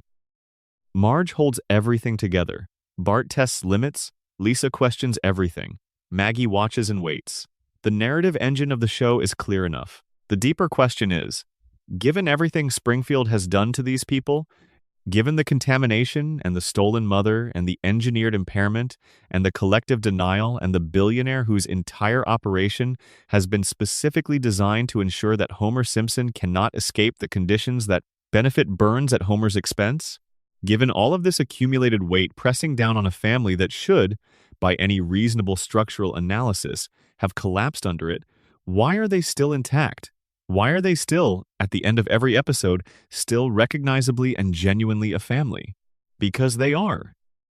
Across every disaster and every reset and every impossible recovery, the Simpson family remains loving. Homer, cognitively impaired and ecologically poisoned and emotionally stunted by a childhood that Burns deliberately disrupted, nevertheless loves his family with a completeness that is one of the show's most consistent and most genuine notes. It is not sophisticated love. It is not articulate love. It is the love of a man who cannot explain why his family matters so much to him, but knows, in whatever part of his damaged brain has been preserved against the radiation and the crayon and the accumulated harm of his entire life, that without them he is nothing. Marge, patient beyond what patience should be able to sustain, nevertheless chooses Homer, repeatedly, with full awareness of what Homer is and will likely always be. She chooses him not because she cannot see his limitations, but because the limitations are part of who he is, and who he is, beneath the incompetence and the impulsiveness and the endlessly renewable capacity for embarrassing disaster, is someone she loves. Bart, who by every metric of childhood development should be the most severely damaged of the Simpson children, the one who absorbed the most direct exposure to Homer's particular brand of loving chaos, nevertheless shows up for his family when the show's emotional logic demands it. The mean exterior covers something that the show has been honest about since its earliest episodes. Bart loves his family. He would never say it. He might not fully know it, but it is there, underneath everything, the same way the crayon is underneath Homer's cognitive function, which is to say permanently, foundationally, defining the architecture of who he is. Lisa loves her family, even though her family frustrates her at every turn, even though the household she was born into is the one place in Springfield where her intelligence is most consistently both appreciated in a general way and specifically ignored in any given moment of application. She loves them because they are hers. Because however much Springfield has gotten wrong and however much Burns has engineered and however much the collective denial has been maintained and however much the contamination has taken, this specific family in this specific house on this specific street is what she was given, and she is the kind of person who chooses to love what she was given rather than grieve what she was not. And Maggie knows everything and says nothing and loves everyone in her particular mode of silent, watchful, extraordinary care, And the love is as real as the intelligence, as real as the strategic silence, as real as the 36 years of waiting. The love survives everything Springfield has done to try to erode it. And this is either the show's deepest sentimentality, its most comfortable lie, the wishful thinking of a creative team that needs the family to survive so the show can continue, or it is the show's most honest truth. Maybe both. The contamination theory says the love survives because love is stored in a part of the brain that the radiation has not yet fully reached. The parts of Homer that process complex reasoning and long horizon planning have been degraded. The part that registers the presence of his wife and his children and understands that their presence is the difference between his life being worth something and it's not, that part has apparently proven durable against the contamination's effects. Love is the last thing Burns has not managed to poison out of Homer Simpson. The coma theory says the love is why the dream keeps running. The dreaming brain could have generated any world. It generates this one, this specific Springfield with this specific family, because the dreaming brain's only agenda is to keep Homer's family close. Every episode, every adventure, every impossible plot, every reset, all of it exists to give Homer more time with the people he loves in the only form still available to him. The love is not an element of the dream. The love is the reason the dream exists. The floating timeline theory says the love is why the timeline floats. We do not let the Simpsons age because aging them would mean losing them in the form we love them in. What we love is specific.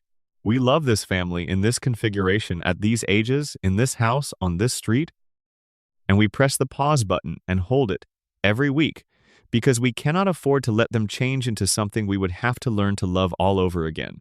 The show has been hiding something for 36 years, and what it has been hiding is not the contamination, though the contamination is real. Not the coma, though the coma theory holds together. Not the conspiracy, not the geography, not the billionaire, not the shooting, not the silence, or the aging freeze, or the bones in the basement. What the show has been hiding, underneath all the evidence, is how much it loves this family. How much the people who made it, across dozens of writing rooms and hundreds of episodes and thousands of jokes and 36 years of Sunday nights, genuinely, irreducibly love these 5 yellow people on this yellow couch in this impossible yellow town. And underneath that, the thing the show has been most consistently and most quietly and most persistently telling you, through every theory and every mystery and every thread we have followed tonight, how much we do too. We have been here for a long time now. Longer than a single episode, longer than a season, almost as long as one of those marathon stretches where you find the show on cable at midnight and just keep watching, letting one episode flow into the next, letting Springfield fill the room while the night does whatever nights do outside the window. We followed the contamination theory from the three-eyed fish all the way to the dome, tracing the arc of evidence that the show constructed across 36 years, piece by patient piece. We sat with Homer in his hospital room and considered the possibility that the world we have been watching is the dream of a man who went to sleep in April 1993 and has never quite woken up. We reopened the Burns shooting case and read the evidence more carefully than the investigation did, and we arrived at a place where the official answer does not feel complete. We looked at Maggie's eyes and understood what kind of intelligence was looking back at us. We followed Burns through a century of managed immortality, and understood that the contamination of Springfield is the cost that other people pay for his survival. We read the predictions backward from the show's output and understood that the show did not see the future so much as it shaped the future by colonizing the imagination in advance. We followed Mona Simpson through the night she left and understood what her absence did to the person Homer was supposed to become. We watched a town vote to exile the truth, and understood that Springfield's amnesia is not a cognitive failure but a political choice. We searched for Springfield on every map and understood that its geographic impossibility is not an oversight but a strategy. We stared at the floating timeline until we stopped seeing it as a production convention and started seeing it as a mirror showing us something true about why we need this show to keep running. And then we looked at Ned Flanders and Barney Gumble, and Hans Moleman and Lisa Simpson, and 742 Evergreen Terrace, and understood that the show has been building a complete and specific portrait of a community under pressure, a family under strain, a world that is more honest about the conditions of ordinary American life than its comedy surface would suggest. Every theory in this conversation is different, Every theory uses different evidence and different logic and different assumptions about what the show is and what it is trying to say. But every theory, followed carefully, arrives at the same place. Something is wrong in Springfield. Something fundamental and structural and older than any single episode can contain. Whether it is the radiation or the coma or the collective denial or the billionaire's relentless engineering of the conditions that benefit him or some combination of all four working in concert, the basic conditions of life in Springfield are not the conditions of a world that is functioning correctly. The fish have 3 eyes. The children do not age. The catastrophes are forgotten. The truth is illegal. The most powerful person in town is kept alive by the thing that is slowly killing everyone else. The show has been telling us this, not through exposition, not through dramatic reveals, through accumulation, through the slow and patient layering of detail upon detail until the picture becomes undeniable to anyone who is paying close enough attention. It has been laying out the evidence in every episode for 3.5 decades. It just trusts you to be the kind of viewer who follows the evidence where it leads. And here is the thing that stays with you after you have followed all of it. After you have mapped the contamination and read the coma theory and reopened the shooting case and understood what Maggie is and what Burns is running and why nobody ages and where Springfield is not, the show is still beautiful. Not in spite of all this. Because of all this. The comedy is funnier because the darkness underneath it is real. Homer's love for his family is more moving because the family was built on a foundation that Burns damaged before Homer was old enough to understand what foundations were. Marge's patience is more extraordinary because you can see what it is costing her if you know what to look for. Bart's rebellion is more necessary because the system he is rebelling against has been carefully designed to absorb and neutralize exactly the kind of resistance that Bart represents. Lisa's questions are more important because the people around her have been chemically discouraged from asking them, and Maggie's silence. That extraordinary, deliberate, decades-long silence from the most capable member of the most famous fictional family in American television history. That silence is more resonant than any speech the show has ever written, because it contains everything that Springfield cannot afford to say out loud, and it knows it, and it waits. It always waits. Whatever time it is. Wherever you are right now, whatever couch you are on, whatever room you are in, whatever version of the night surrounds you outside the window, you are in Springfield. You have been in Springfield since the first time you watched the show, and Springfield has been with you since then, accompanying you through whatever the years between have contained. The house on Evergreen Terrace is still lit. Homer is still home. The beer is cold. The family is on the couch. And somewhere in the show that never quite ends, in the permanent Sunday evening of Springfield's floating present, Maggie is in her high chair, watching everything through those enormous knowing eyes. She knows you are here. She knows you have been here all along. And she is not saying anything about it because that is how Maggie operates, but she is glad you came. Good night from Springfield. Whatever the morning brings, the house will be right here when you need to come back. It always has been. That is the whole point. Thank you for spending 4 hours in Springfield. If any part of this felt like somewhere you needed to be, subscribe. There is always more to find. See you next time. End of script. Addendum. The things we did not say. There are threads we did not pull on tonight that deserve to be named, even briefly, because they are present in the show's fabric, and they do not stop being present just because we chose to follow other threads instead.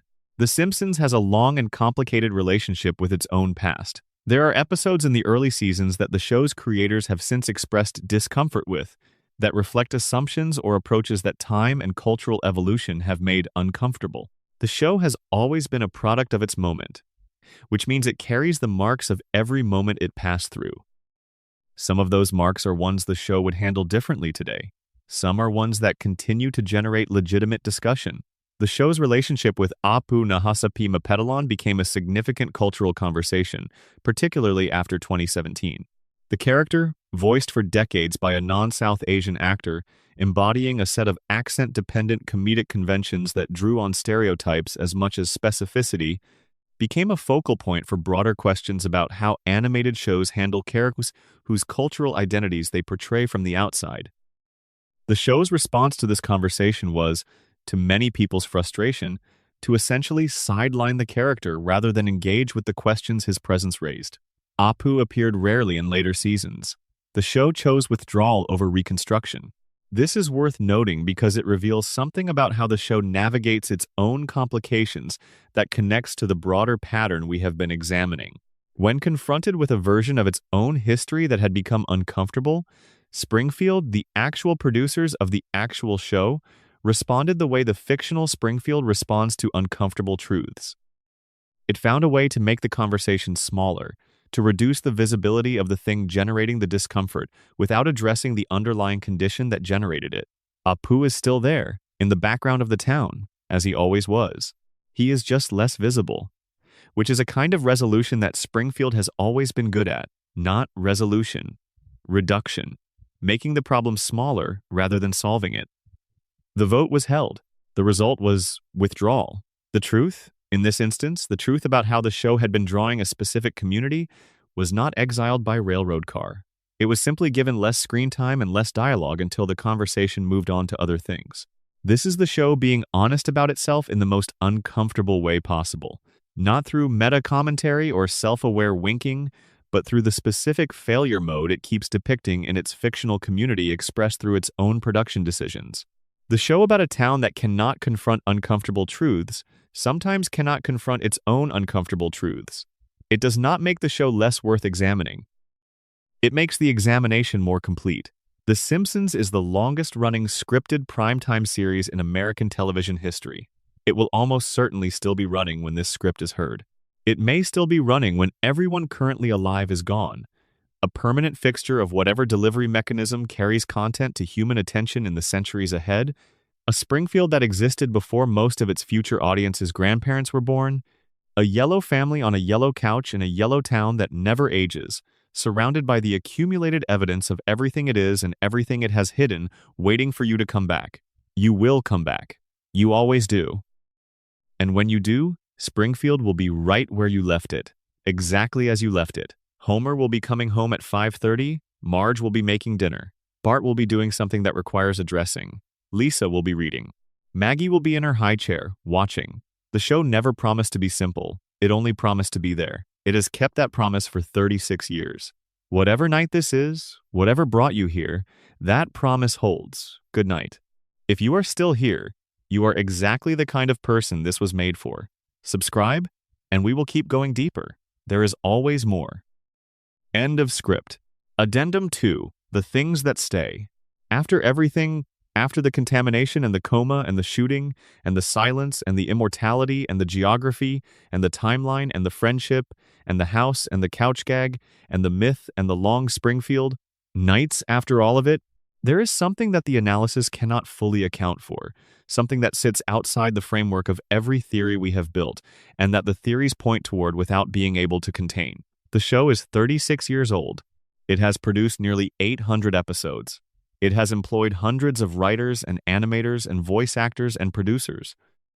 It has cycled through creative teams and network relationships and cultural moments that would have ended most comparable enterprises decades ago. It has survived the death of the Golden Age discourse, survived the endless online arguments about when exactly it stopped being good, survived the franchise movies and the tie-in merchandise, and every dilution that commercial success tends to impose on creative integrity. It is still running. That is the fact that all the theories ultimately orbit, not the contamination or the coma or any of the specific mysteries. The fact that a show that began in 1989 is still producing new episodes in 2025, still generating the specific combination of comedy and emotional resonance and satirical intelligence that made it indispensable in its early years, still providing, for a significant portion of its audience, the thing that made people find it in the first place. What is that thing? It is the feeling that someone made this for you. Specifically for you, even though you know intellectually that it was made for everyone, for the broadest possible American audience, for the demographic categories that advertising and network television require, the show still manages, in its best moments, and often in its worst ones too, to feel like something personal. Like someone sat down and thought about the specific texture of the life you are living and found a way to make it funny without making it less true.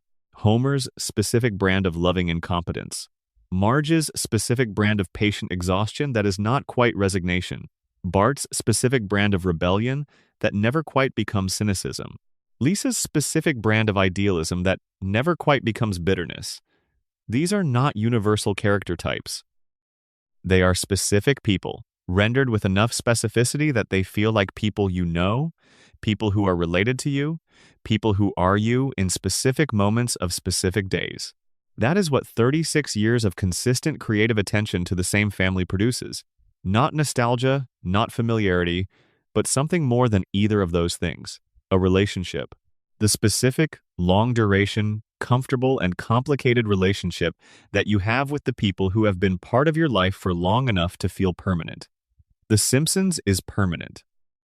In the way that the things you love early in life feel permanent, in the way that certain songs and certain images and certain specific turns of phrase become part of the structure of how you understand the world and remain there whether or not you are actively thinking about them. The show is part of the structure. It has been part of the structure for most of the people alive today who grew up with access to American television. That permanence is what the theories are ultimately about. Not the contamination or the conspiracy, the permanence. The question of why this particular show, in this particular form, with these particular characters, achieved the kind of cultural permanence that almost nothing else achieves. Why Springfield feels like a real place. Why Homer feels like a real person. Why the house on Evergreen Terrace feels like somewhere you have actually been. The answer is not a theory. The answer is the show itself. 36 years of it, accumulated and available and permanent in the archive of human cultural production, waiting for you every time you need it. You found it again tonight. Or it found you. Either way, you are here. And Springfield is glad. That is the last thing the show has been hiding. The thing underneath all the theories and all the evidence and all the threads that run through the fabric of 36 seasons. Not a dark truth, a warm one. A show that has been through all its complications and all its contradictions and all the things it has gotten wrong and all the things it has gotten more right than it was supposed to, fundamentally, stubbornly, against the odds of institutional longevity and creative entropy and the relentless pressure of commercial entertainment to become less than it started as, on your side. It has always been on your side. That is what it has been hiding. In plain sight. Every Sunday night since 1989. Come back whenever you need to. The light is always on at 742 Evergreen Terrace. And one more thing before the silence. The show's greatest trick, the one that runs underneath every theory and every mystery and every piece of evidence we have assembled tonight, is that it made you care. Not about cartoon characters. Not about a fictional town. About people. About this specific, impossible, radiation-soaked, dream-haunted, conspiracy-adjacent family who have been sitting on their couch on Evergreen Terrace since before most of them were born, who have never aged a single day, who have forgotten every catastrophe, who have survived everything Springfield has thrown at them, and everything Burns has engineered against them, and everything the contaminated water has quietly done to their biology and their cognition and their capacity to fully understand the conditions of their own lives. You care about Homer, despite everything. Despite the crayon and the impairment and the 5% of brain function, the coma took and the 32 more years of episodes where nothing that loss produced was ever followed to its conclusion. Despite Homer's role in Barney's addiction and his failure to understand Mona's sacrifice, and his inability to make the connection between the man who signs his checks and the man who stole his childhood. Despite all of it, or maybe because of all of it, because the flaws are what make the love feel real. Homer loves his family with everything he has, and what he has is not much, and the love is everything anyway. That is what the show has been saying for 36 years. In the contamination and the coma and the mystery and the silence, in the theories and in the couch gags and in the chalkboard lines and in the late nights and the early mornings and every moment in between when you found yourself back in Springfield without quite knowing why, the love is what survives. It is the last thing left when everything else is stripped away. It is the whole point. Good night.